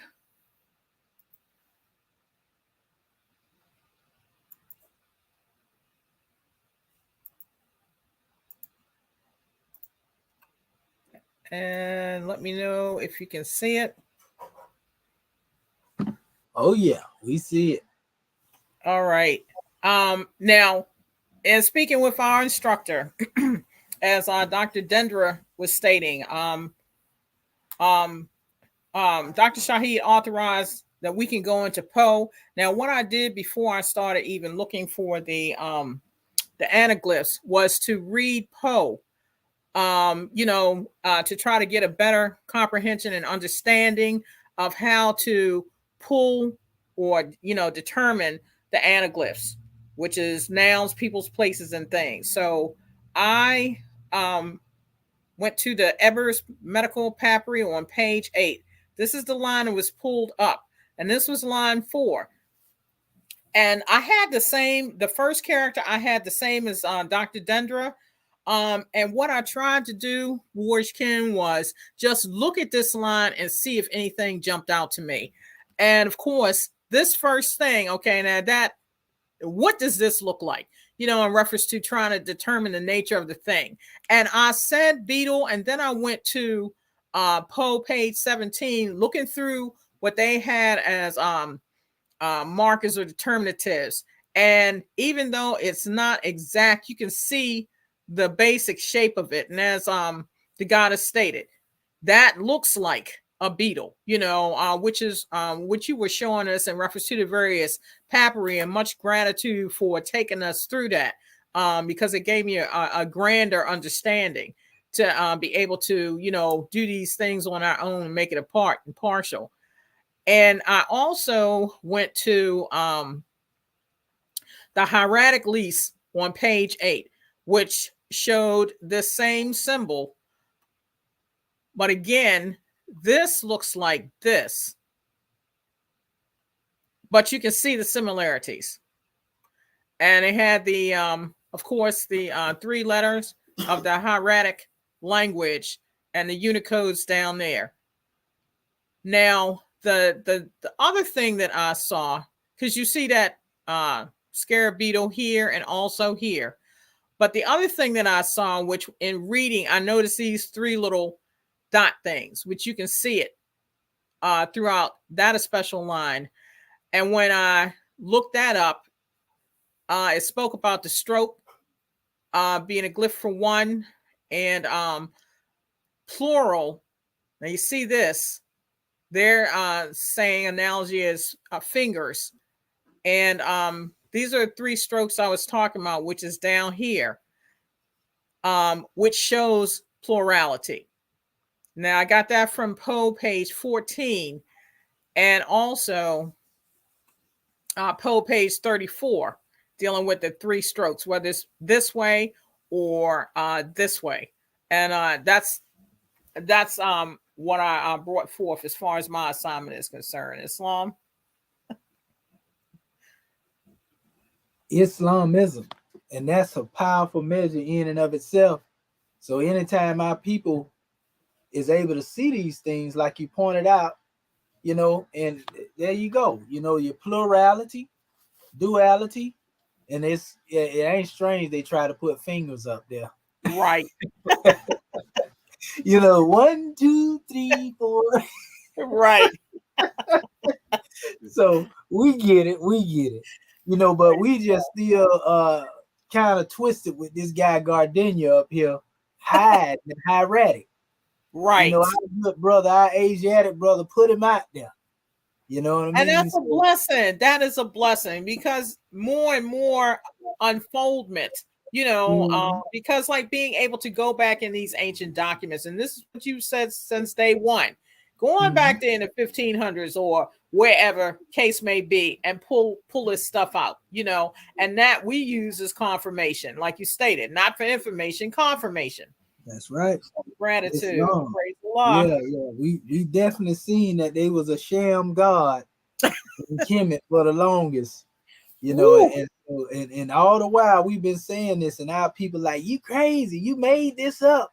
Yeah. Why you the only one know about this stuff, Commission? Nobody else on the planet but you.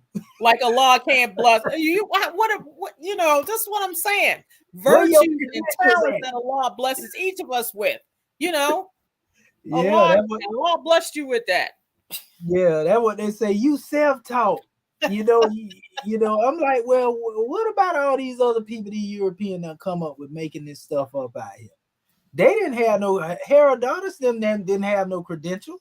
That's right. you know. So, but that's something else.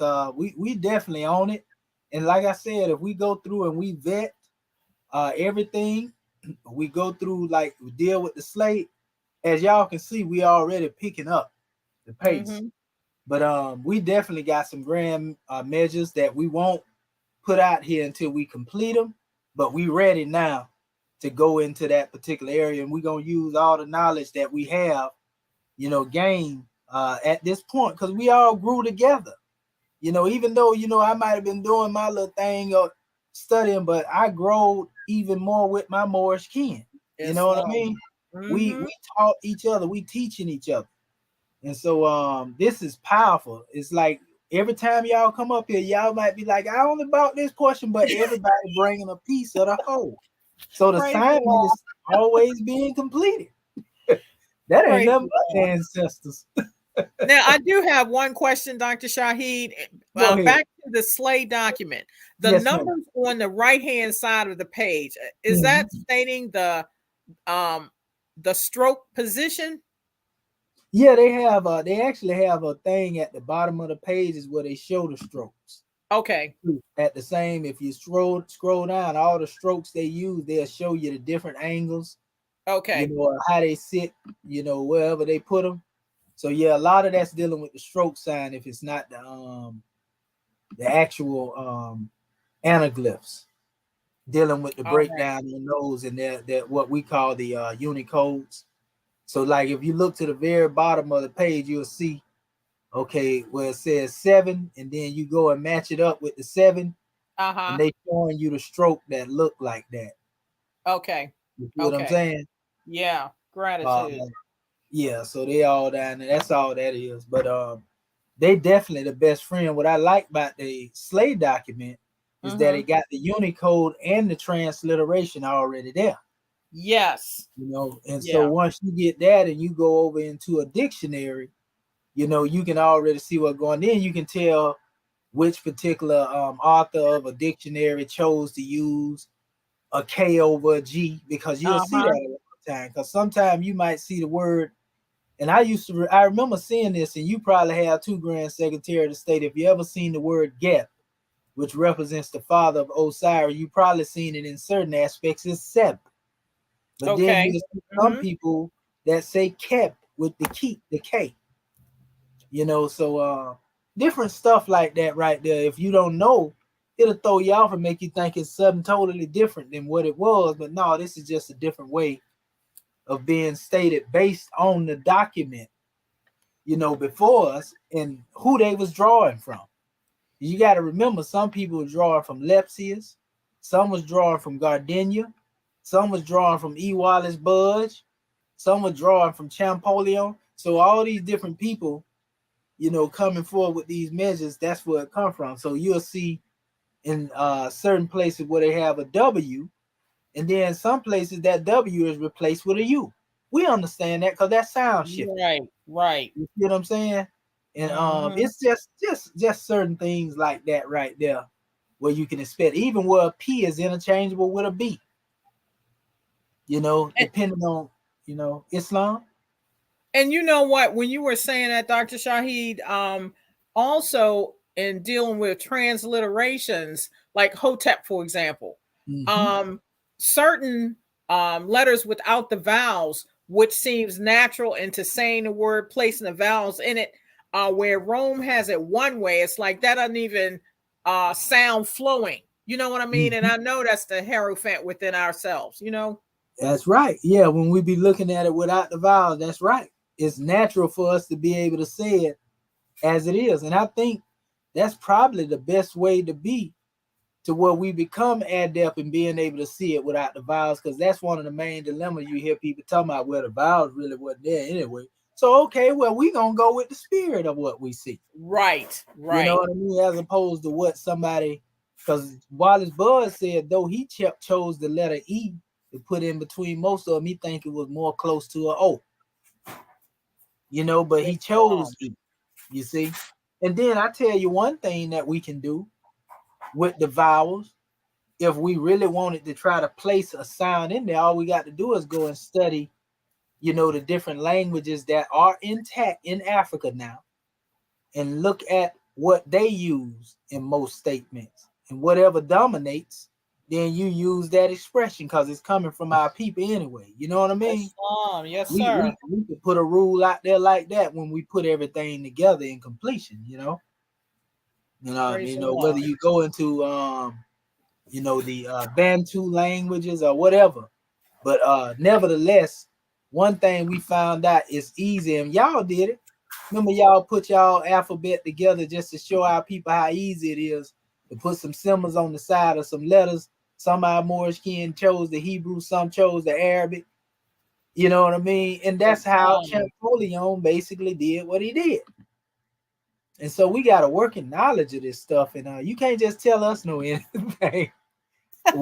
we know, you know. That's we ain't going by something we read. They had some conversation last night.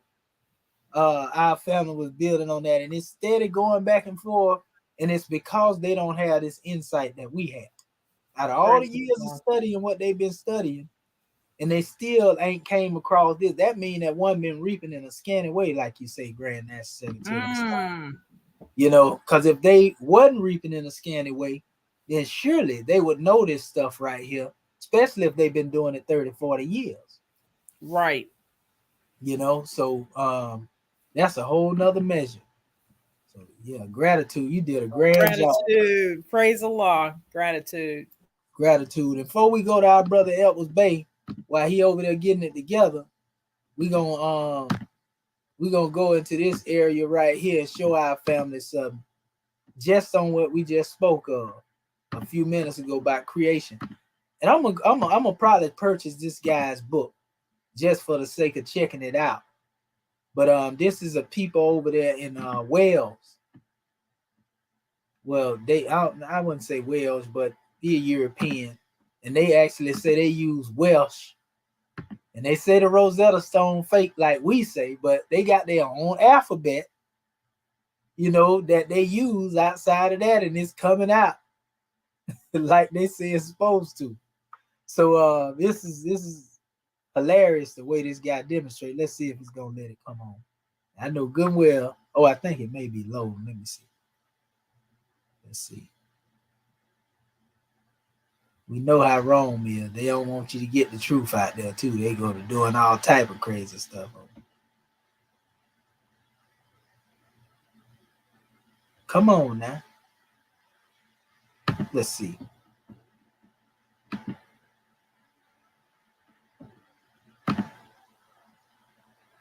I'm gonna back it up. I'm gonna refresh it and see what happens.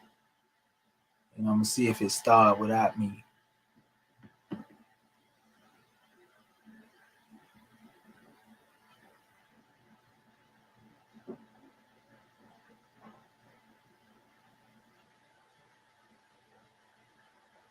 Come on. Let me see. What my internet looking like down there? Is it on? Yeah, it's on. Okay, I'll tell you what I'm gonna do.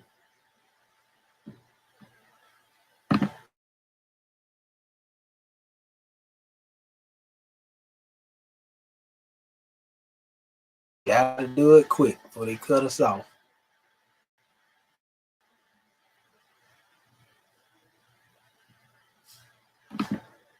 Yep.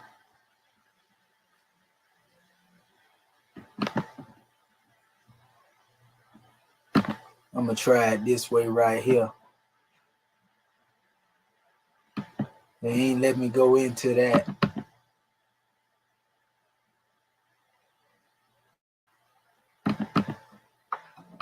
Hold up one more time.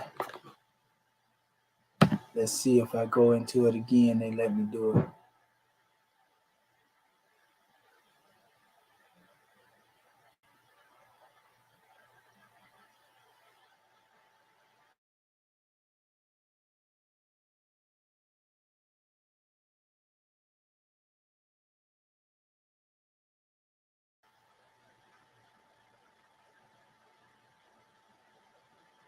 He just froze up on me over there now.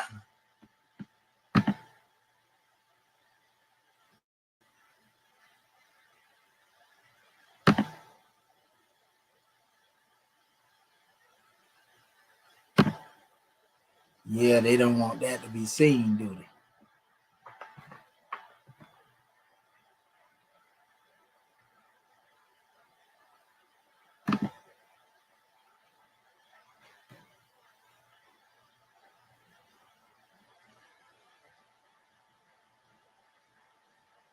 Yeah, I guess they ain't gonna let me do that there. Okay, what we gonna do then?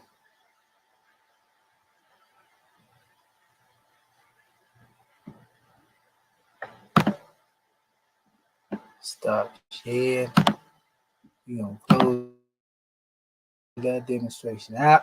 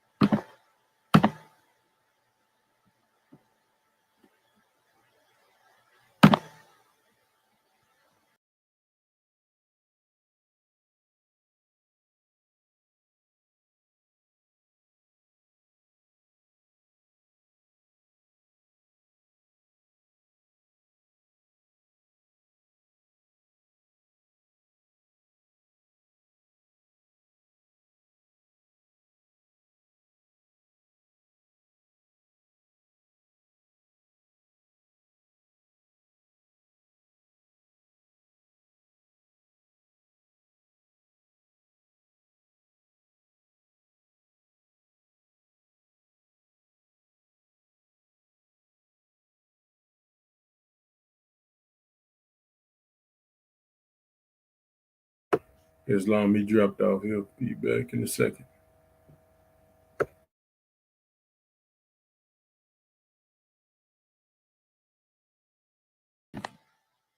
All right, there I go. I'm just talking.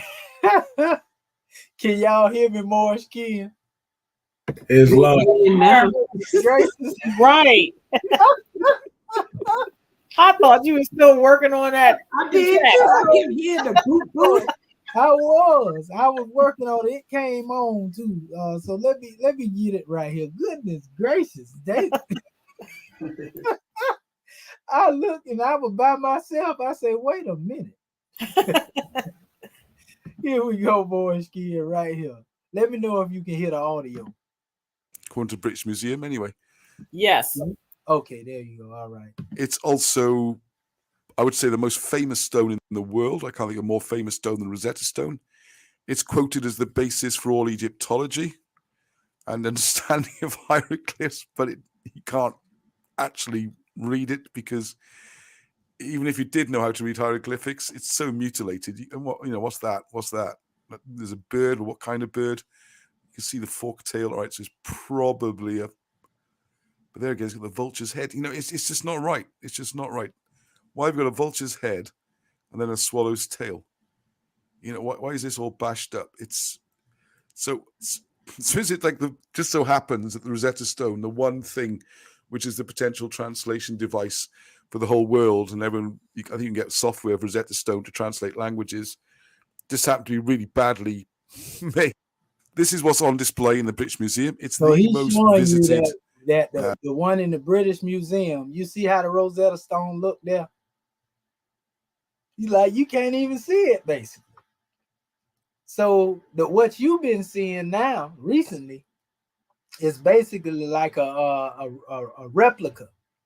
And they done went in there and made the sign look all refined, but he like on the original Rosetta Stone, man, you can't even read this stuff. But they said that they use their own thing to deal with their translation and their transliteration, and they say the Rosetta Stone is fake, basically. You know what I mean? So we ain't the only ones on this journey, is what I'm getting at. We are not the only ones on this journey when it comes to this demonstration. And like I say, I'll probably get their little book and check it out, because in their book they were actually coming up with their own methodology on how they were dealing with their decipherment, so to speak.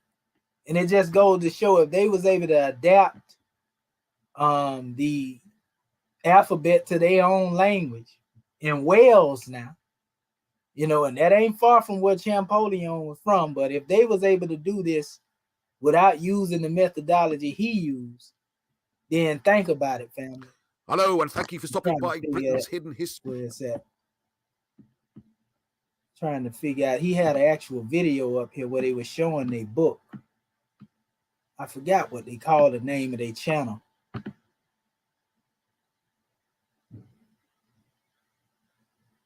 And they're talking about, they call them hieroglyphics. That's what they call them, hieroglyphics, in their language. Hello, and thank you for stopping. I'm trying to, and this actually go back to I think it's a link between the Khmer people. I want to. Hello, and thank you for stopping by. Where's that thing at? I'll just do this right here. This to make it easy.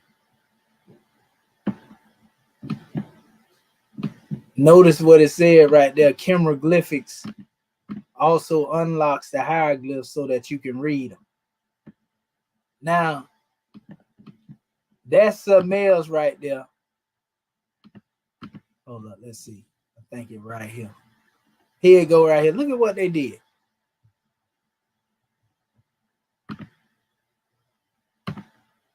This is what they did. Hello, my name We ain't taking these people content or whatever. We just giving a review on it. So we ain't looking for nobody striking the channel, because we ain't trying to take nothing from these ones. We just giving our drawing. So look at this here. As does Alexandros. The other thing, which is bizarre when you look at it, was they decided, because they ended up with Alexandros, that there were no vowels in hieroglyphics.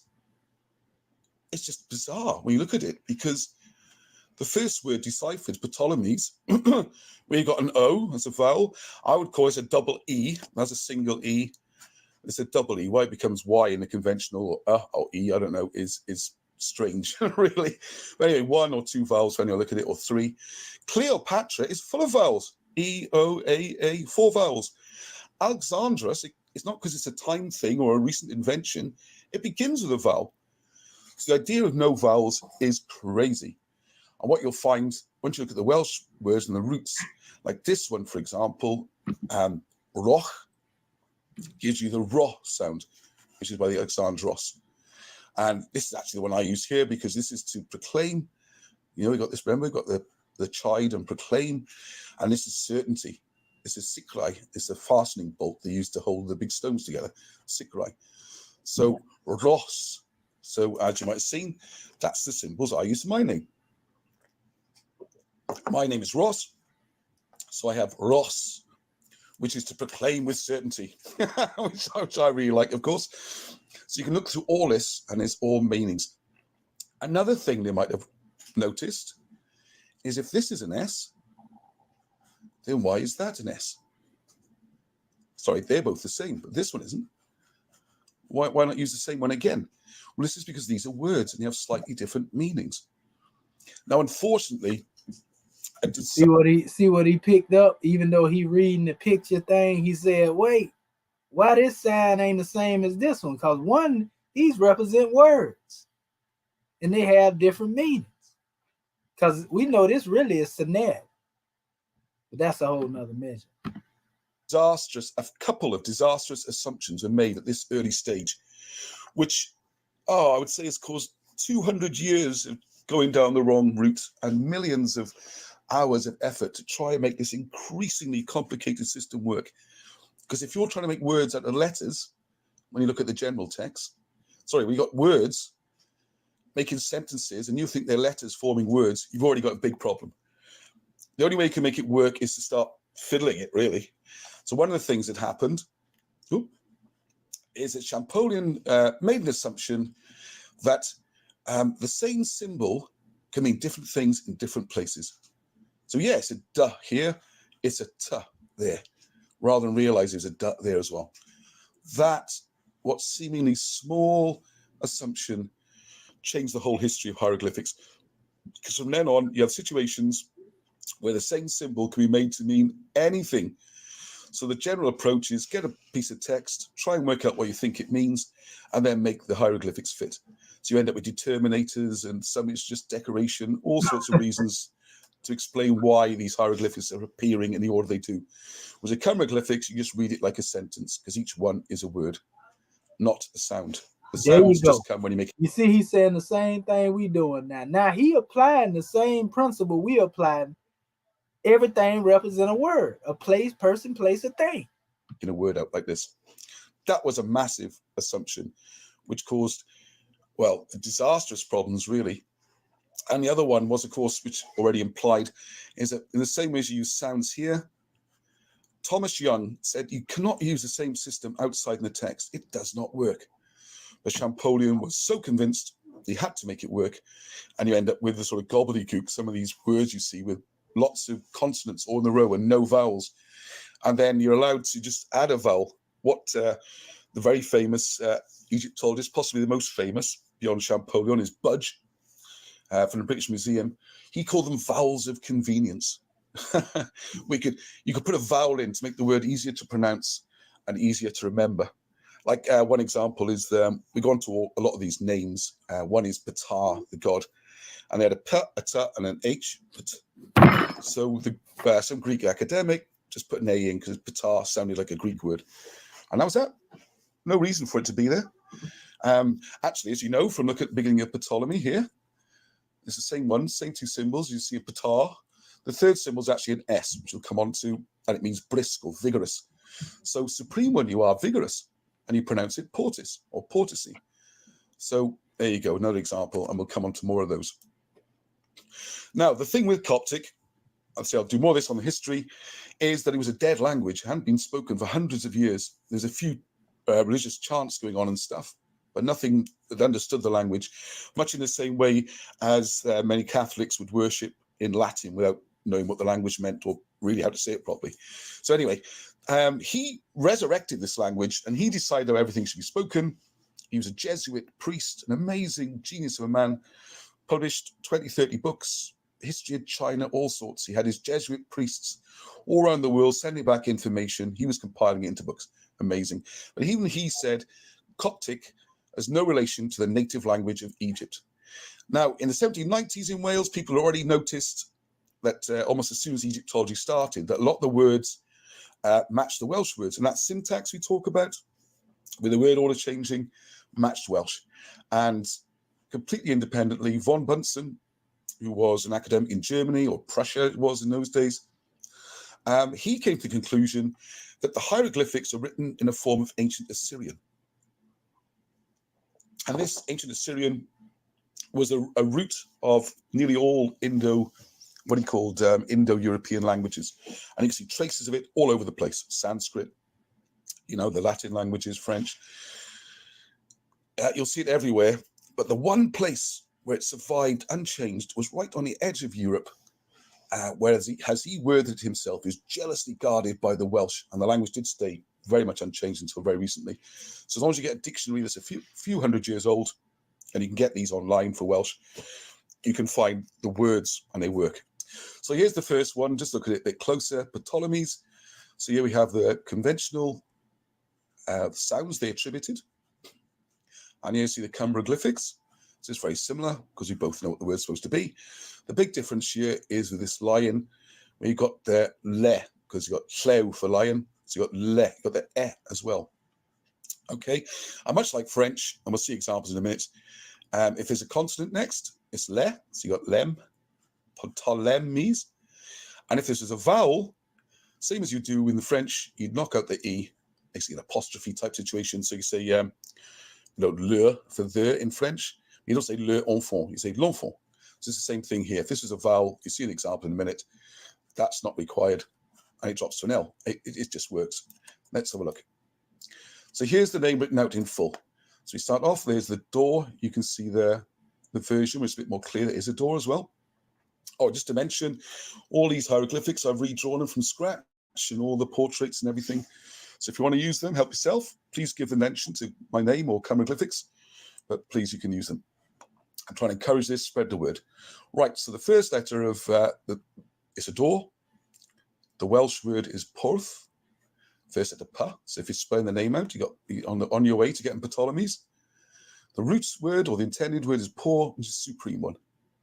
So we say we got the situation here now. Supreme one you are, because the Welsh syntax, like Yoda from Star Wars, you don't say good boy in Welsh, you say back in there. That's the way the Welsh language works, which is another clue to this being Welsh being the root language behind the hieroglyphs, because the language, the word order works as well as the words working. Everything works. It's a fit. There's also appears to be 7 vowels in hieroglyphs in the language used, and there's 7 vowels in Welsh. W and Y are also vowels. So we work through this. So what we get, supreme one you are. And then we have successor, abundance of the abundant place, Egypt, the place of abundance. He is the established. So he's permanent, he's unchallenged. Now, this is another big key to this. So we ain't gonna go through the whole video. You see this guy here and what he said about these Cumberoglyphics, in this particular statement, and saying that they can use Welsh in order to do the translation that they demonstrated. So this right here, we may be on to something. My spirit telling me that Champollion, being in that same environment personally, adopted, and adapted to that Coptic alphabet that he had, and broke it off in certain type of ways. And that's why you can find even in the Latin alphabet or even the regular alphabet we have, where these signs and symbols, you can put them beside them and make different words out of them. You see? That's why you can see an A through Z chart, and they got hieroglyphics on there. And some of the same words that they are trying to make letters, so to speak, they correspond with the English letters we have. So anybody can claim, if they put beside these pictorials, like you say, all you got to do is make them what you want them to say. Man, they out there bad, boys. That's all I'm gonna say. This is terrible. I'm gonna show you something too before we go to our brother Marvin Edwards' bed. We finna give it to you, brother. Goodness gracious. And so they got a whole nother decipherment system, and they basically telling you that ain't right, that the Europeans doing. They saying the Welsh is the way that was actually being used. That's their little system now, not the ancient Egyptian. That's the European Egyptian system. Watch this. Let's see. I'm just trying to put this up here. Okay, there you go. That's what I'm looking for right there. Here we go. Now let's examine this real quick, family, before we go to our brother Marvin Edwards' Bay. Because they want you to believe. Let's see, is that it right there? Nope. Okay. But I just share the entire screen. That right there saved me the. Okay, let's see. Get over here. There you go, right there. Can you see that Moorish kin?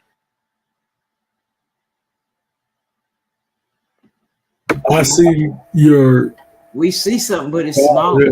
Yeah. Oh, it's small. Okay, Yeah. so I know what's going on. I'm gonna have to go and do this. Okay, that's better. Okay, I'm gonna blow that up and take it here. Now you see this alphabet chart. I mean, it's well, we don't see. I don't see. Oh, it. you don't see the alphabet chart? Oh, I know what it's doing. It should No. be shared. It should be sharing my whole screen. But let's see what happened here. I'm trying to move that out the way. And let's see. Okay, let's see now. What about now? Is my screen changing? No, No. same Okay, stuff. let me stop sharing it then. I'm gonna stop sharing it and then present this then. Because it should be. There we go. We're gonna just hit the tab. Because they ain't that. That's better.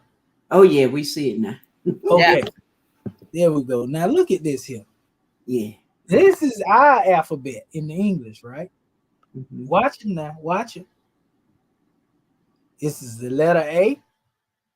Now that's what they say it is in hieroglyphics, right? They say it's an arm, right? They got a nothing for a vulture here, but they go all the way from A to Z, Moorish kin. Now notice how they changed the C, the G into a C, or the K into a C. You see that?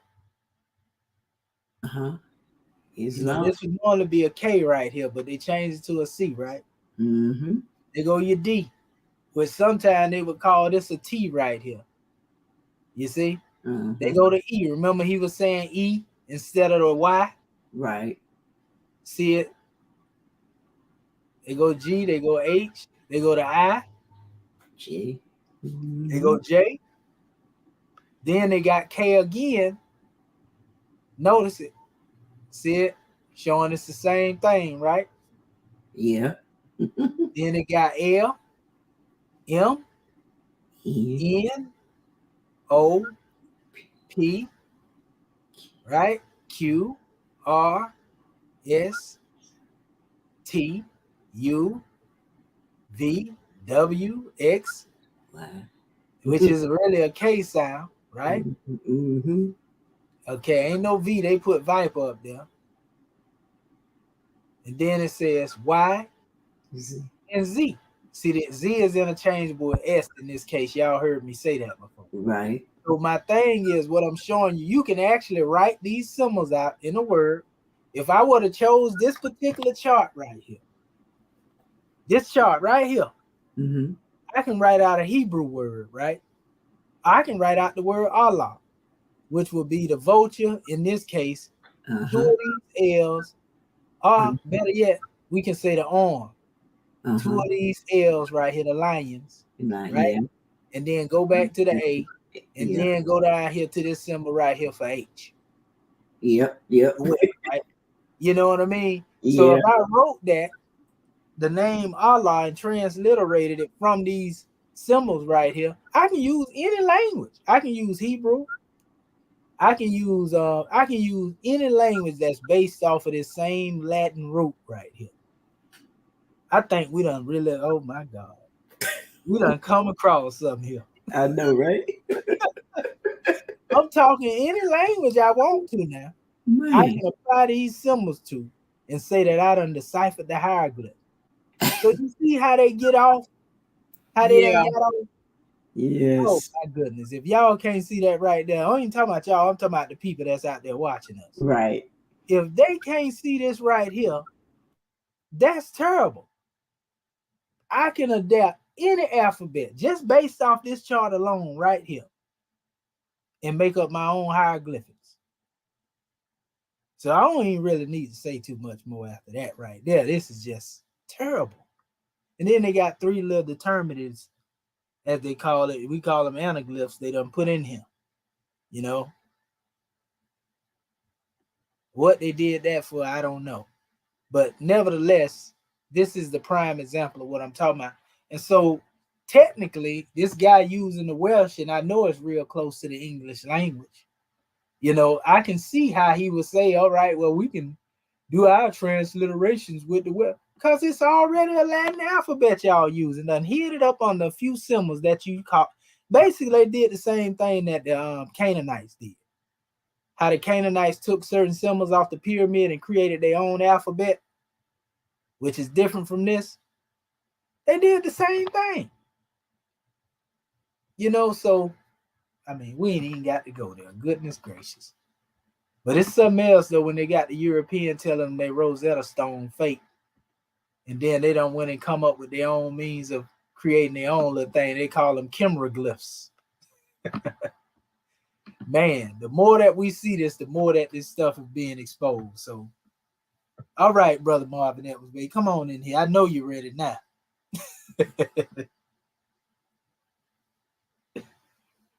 Islam, I was thinking about passing. You said you were thinking about passing. Yeah, I mean, what, you ain't got no homework for? No, he ain't go pass. He got it. Yeah, I know he got it over there. Well, he be doing extra. Come on up here, brother. Well, no, really, I was really thinking about the ethics of Islam, because I've been, reading that, because I can see so many character flaws that I have. You know what I mean? I'm so far off, and it even has some medicine for the nerves. How to actually correct those things. Nerves are those desires. Okay, but anyway, yeah, I think I misinterpreted something along the way, and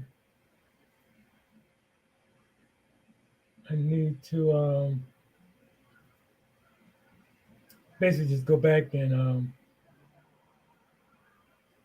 because I know I took down the wrong assignment.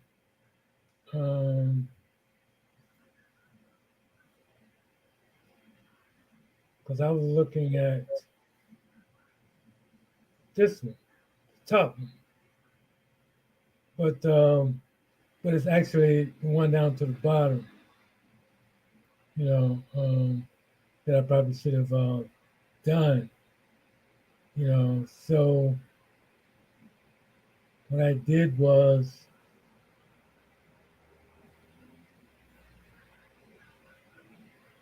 I did pardon, sir? Now, since you want to share your screen? Oh, it's not being shared? No, sir. We don't see nothing. That's what I get ready to say. What? Hey, you doing like me now, brother? Okay, let me go back over here. Right. I said I thought I would. Oh, okay, I see what we don't see nothing. Yeah, because you don't see. Hey, they don't see nothing just like me. Okay, can you see something And I now? know I done did that a million times. So, brother, we ain't holding Okay, that yeah, again. there it comes. It's coming. Yeah, we see you probably the one doing it, man. You probably not letting me through. No, when it come up there, I'm gonna put it in queue. You literally wasn't showing that first, but you got it. So it's up there now. Don't worry about it, brother. Cause even when I do it with myself, I don't be scared myself. Okay, can you see that? Yeah, we see you, brother. Okay, well, like I was saying, I put up the wrong. Can you see that? I just want to make sure we're on the same page. You see? Yes, we see. Yes, line 2. You line 2, yeah. Okay, well, like what I was saying, like this was what I was doing.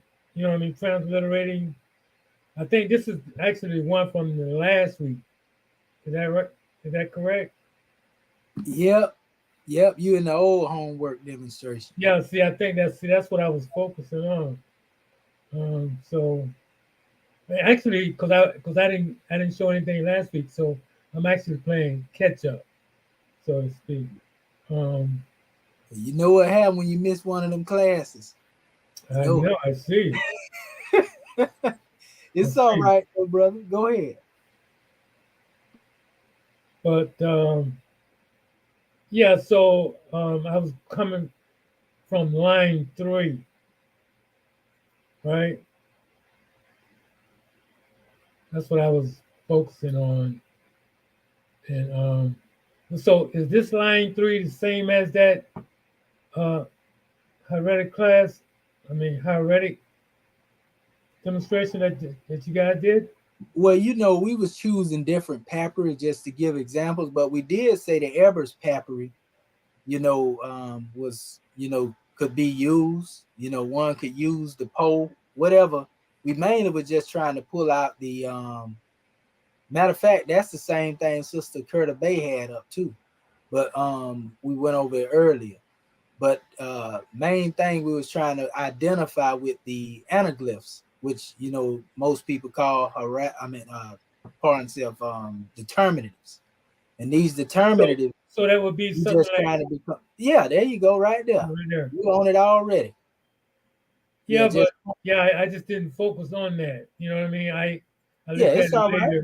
and I just pulled it out. It's like in this one here, this will be one as well, right? That's right. Yes, sir. That's good. Yes, sir. In fact, you just gave the example of what we was talking about when I was saying that, by the time you get to the end of a particular sentence, so to speak, that particular measure is ending the word. You see what I'm saying? Because see, they ending this with the letter S up here in hieratic, for example. See the P? This would be the P, that's the R. And they actually put 2 Y's. That should be 1 Y, but it's all good. We understand. Because that would make it actually per Emmy. If I were to do the proper transliteration with 2 of them there, but with 1, it would be Y. So this the PRRY, right? And then the dot is in the middle, and then you have the S. So this S right here is here. You see? But then when you go above the S, you see that actual symbol of the legs. Notice it's not being deciphered because it represents, whatever the statement is being made about, so to speak. You see what I'm saying? So that's the determinative, as they would call it. But we call it anaglyph. Go ahead. Okay, so we can even say, just to make it plain, an anaglyphic indicator. You know what I mean? That'll make it even better instead of determinative. Go ahead, brother. Okay, so in other words, so now you was going and taking that and going into, hold up.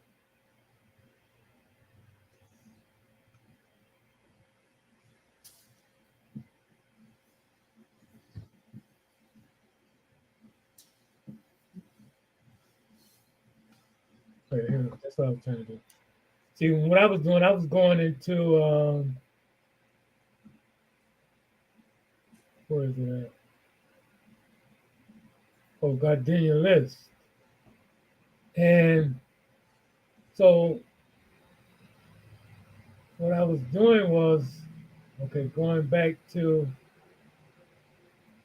this here, like I was going into these, into the molars, different, this not what I want to do. Go back up here. See, that's why I was saying that could be used, because see, you can see all of the, the indicators up in there. Well, I am using, but I just went because all I'm looking. Yeah, see, I didn't know you wanted to go through the whole page.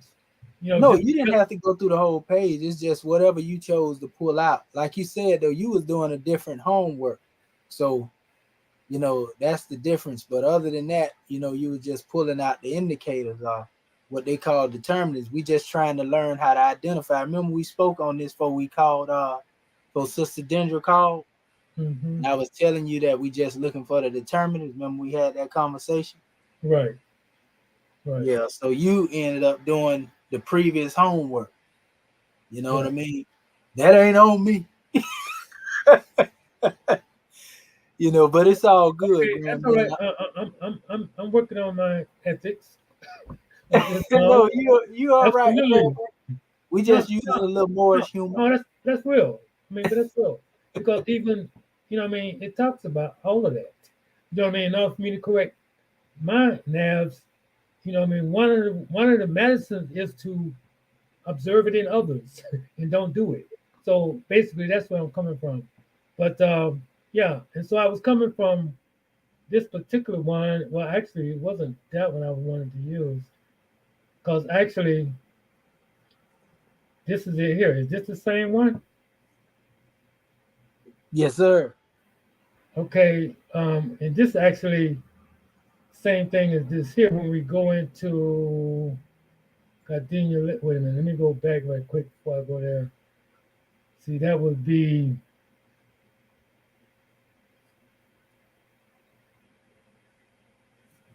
one. Islam, Dr. Shaheed, them legs or feet or whatever them is. I think I know. I remember seeing that in Poe. It say if it's turned that way, it's like they walking backwards. But if they was turned the other way, it's like they walking forward. Yeah, that's basically dealing with their directions that they give, and that's another thing too. The dilemma with the hieratic, unfortunately, you read it one way. Yeah. You know what I mean, from right to left. And Uh-huh. that's why we said, like, how in the world you gonna make some sense out of some hieroglyphs when you read them from every direction? Right. So when you read the sentence of the hieroglyph from, because it says you read it from left to right, then how you gonna make sense out of the hieratic? You know what I mean? You can only read it one way. There you go. Can't read hieratic from left to right. Right. You see what I'm saying? Mm-hmm. That's another dead giveaway that it's terrible with what they did with them symbols, man. I know that's right. Islam. I just wanted to ask about that. Islam. You know, you gave Marvin Edward Bell a chance to run up off of here, right? I see he run. I didn't mean you the good guy. I was just asking the question about your. Where you going, brother Edward Bell? No. Where you go, brother? I was just getting some clarity. That's fine. I mean, like I just decided that, since I did the wrong homework, and I just can go back in my time, my personal time, and look at the video and correct. Yeah, we got you, God, man. Like I say, we just using a little Moorish humor. It's all love, grand man. It's always love. Always. Yeah, so we'll see you in the next session. So it's been grand today, Moorish Ken. I'm loving this here, and I think everybody did a good job. Everybody showed their scribesmanship, so to speak. And so we're gonna continue to move on the up and up, and begin producing these works. I already finished with my particular portion on the A section. Like I say, I'm just adding, the Moorish drawings on there. And we including a lot of the measures that our Moorish kin brought to the manifest. And once we done with that right there, we'll definitely let our Moorish kin see what we done compiled for the first portion. Then we'll move to the B section. So this ain't no overnight sensation. And keep your tools on deck. Your Aku, your molar. Use your slate to become familiar. And we're going to go further into these things. I'm loving this. And we are growing on a daily basis, Morris Ken. I'm proud of all of our family, everything that you have done, everything that you will do. So at this time, what we're going to do, we're going to call on our officials. And we'll start by trying to see if our chairman is on the manifest. If not, we'll go to our Grand National Secretary of the State, Islamism. Is our Grand National Chairman, Dr. Akinakte Pert M. Heru, to come and be on the manifest. He's not available right now. National Assistant Grand Chief. Okay, gratitude. Well, he always there in spirit, and we know what he's doing. He got his pant leg rolled up with the scimitar. Indeed. Islam, we love it. All right. Okay, Grand National Secretary of the State, you got it. Islam Moorish Ken. Having already risen, giving praise and honor where due, I so enjoy these classes. And this one is no different I just want to give honor to all of our scribes, our family listening in, and also to our instructor, our National Assistant Grand Sheik, Dr. Shedawa Menti and Mohedded Shepsuel. I guess it's not strange when it comes down to law governing all events, because just in this class, there was so much clarity received. And that's why it's a blessing to have questions and be able to receive the answers and then go back and do the research and, in essence, immersing oneself in these lessons, just like how we do with our Quran and holy books and things of that nature. We immersing ourselves.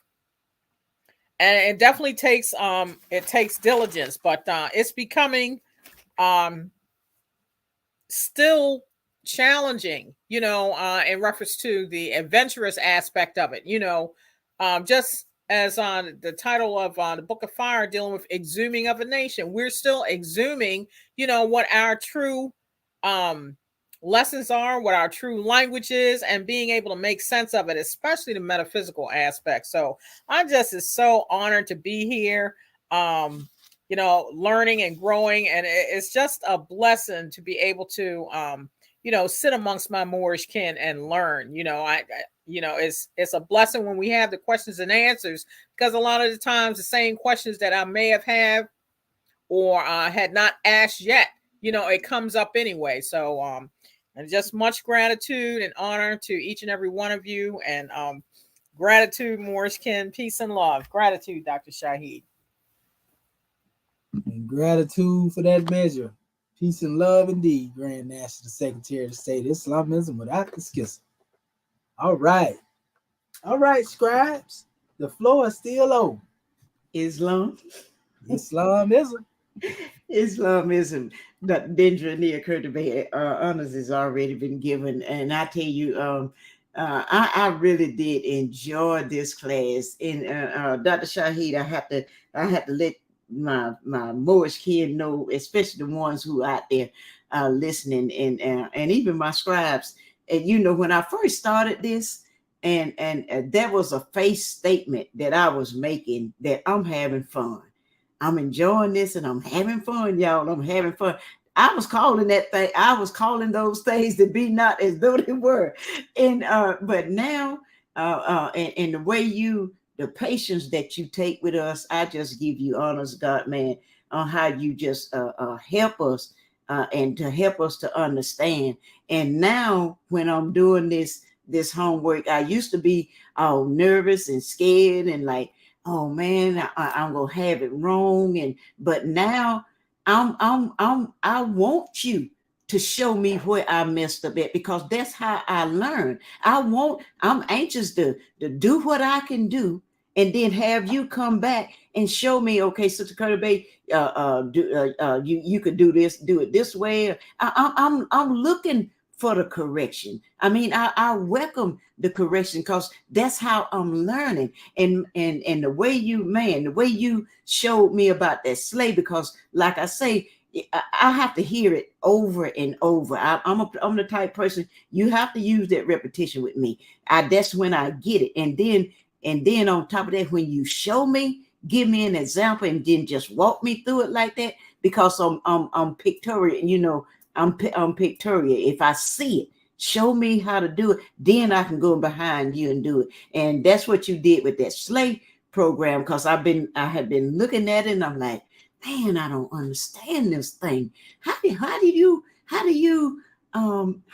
do this? But the way you walk me through that thing today, man, I'm gonna be going back, listen to this and playing this over and over and over, because that really helped me with the tools. Now that Aku tool, I think, now it was I kind of picked up on that one pretty good. Once I knew how to go in there and get it, I kind of picked up on that one pretty good. And some of the other tools, the dictionaries, I didn't really have a problem with them. But that slay, it gave me it was a challenge for me to understand it. But now that you've shown me what to do and how to use it, and like you say, I understand this on my own time. But I'm gonna get in there and look at that thing and study it, because that's how we get more better at it. The more we do it, the better we'll get at it. And we can see that now, even in our classes. But like I say, I'm just having, I really am enjoying it. It's like once I get started, I don't want to put it down. I mean, I'll be looking. I have to walk away from the computer because my eyes get the watering and stuff. I have to make myself walk away. It's like it's addicting. You know, you just want to keep looking in because you know it's in there, and you just want to keep going and going. But you have to pull away sometime, walk away from it, and come back, and bam, it'll jump out at you. So, but anyway, I just wanted to give you honors and give my sisters and brothers on this panel here honors, because we in this thing together. There's no,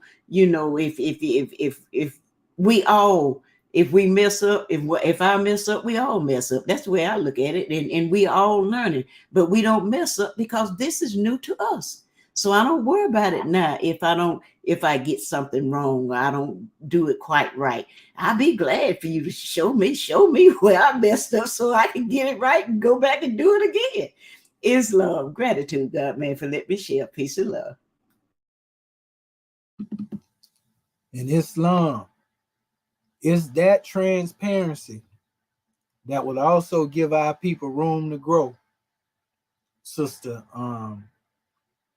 That we ain't trying to hide, where we growing at.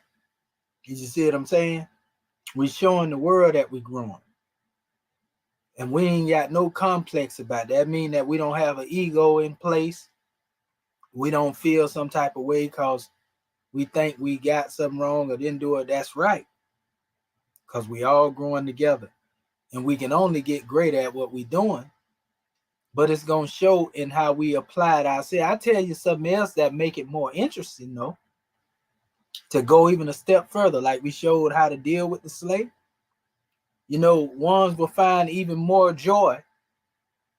And once you go through finding particular word breakdowns, just go and look the definitions up. And so now you see the definitions of what you're looking for. You can put that also in your archives. Islam, okay. Islam, yeah. Gratitude. Yeah, that's gonna make you even sharper. So we give honors to you, goddess and queen. You did a good job, and all the scribes did good. We all brought forth a portion that was part and partial of the whole. Islamism ain't no right or wrong answers up in here. So Islam, well, all right, brother Bati Bey, it's on you, scribe. Islam, and praise and honor is previously given, and I enjoy breaking this down because it's really, the prophet said, if I can only get the Moors to think. So, when they're looking at it, they're trying to scheme a way out of it, but we, following the prophet's instruction when it says, if I can only get the Moors to think. So you ponder upon those glyphs, you ponder upon what it's saying, and every time it's kind of like when you read the Examination or you read the Moorish Holy Quran, it grows on you, it grows in your thought process, and you get a greater understanding, saying especially, that's one of the reasons why we share publicly with our measures, saying. So with that, I give honors to you and all the scribes on. Islam, peace and love. Islam and peace and love, family. We give honors to you as well, brother. And you already know we move on the whim when we demonstrate different measures. So y'all know that we're going to keep bringing forth transliteration, when it comes to the metaphysics of things. Also, when it comes to dealing with the teaching. And like I said, now we got some behind the scene work that we getting ready to start on with translations. And I think we want to start with our Moorish Holy Quran first, and we're gonna keep working with the different papyri like we've been doing here, but we're gonna start going into those areas right there. So we're gonna get into chapter 1, and we'll give our family some insight into it once we get ready to start, and we'll keep doing these classes to keep our family familiar with what we had along the way as far as the growth and the unfoldment. And yeah, this is gonna be a grand draw, and we should be able to finish our circle 7 for the years out, with the measure that we want to bring forth as far as the transliteration is concerned and the hieratic. We'll get into it though, so powerful measure. And Islamism. So at this time, what we're gonna do, we're gonna let our sister Curta Bay take us in the third heaven. Y'all already know we getting ready for Sunday school now. Islam. Islam, Islam, Islam. All right, y'all. January 15, 1929. A warning from the prophet to be read at every meeting. I hereby inform all citizens that they must end all radical agitating speeches while at work, in their homes or on the streets. We are for peace and not destruction. Stop flashing your cards at Europeans. It causes confusion. Remember, your card is for your salvation. Failure to obey these orders will be of severe consequence. We are for love, truth, peace, freedom, and justice. And when these principles are violated, justice must then take its course. Any citizen or group of citizens who hold malicious feelings toward the government of the prophet or violate the divine covenant of the Moorish movement will receive their reward from Allah for their unjust deeds. All true Moors will and must obey the law as laid down to them by their prophet. If they lose confidence in their prophet, they should turn in their card and button, cease wearing their turban and fez, and return to the state where I, the prophet, found you.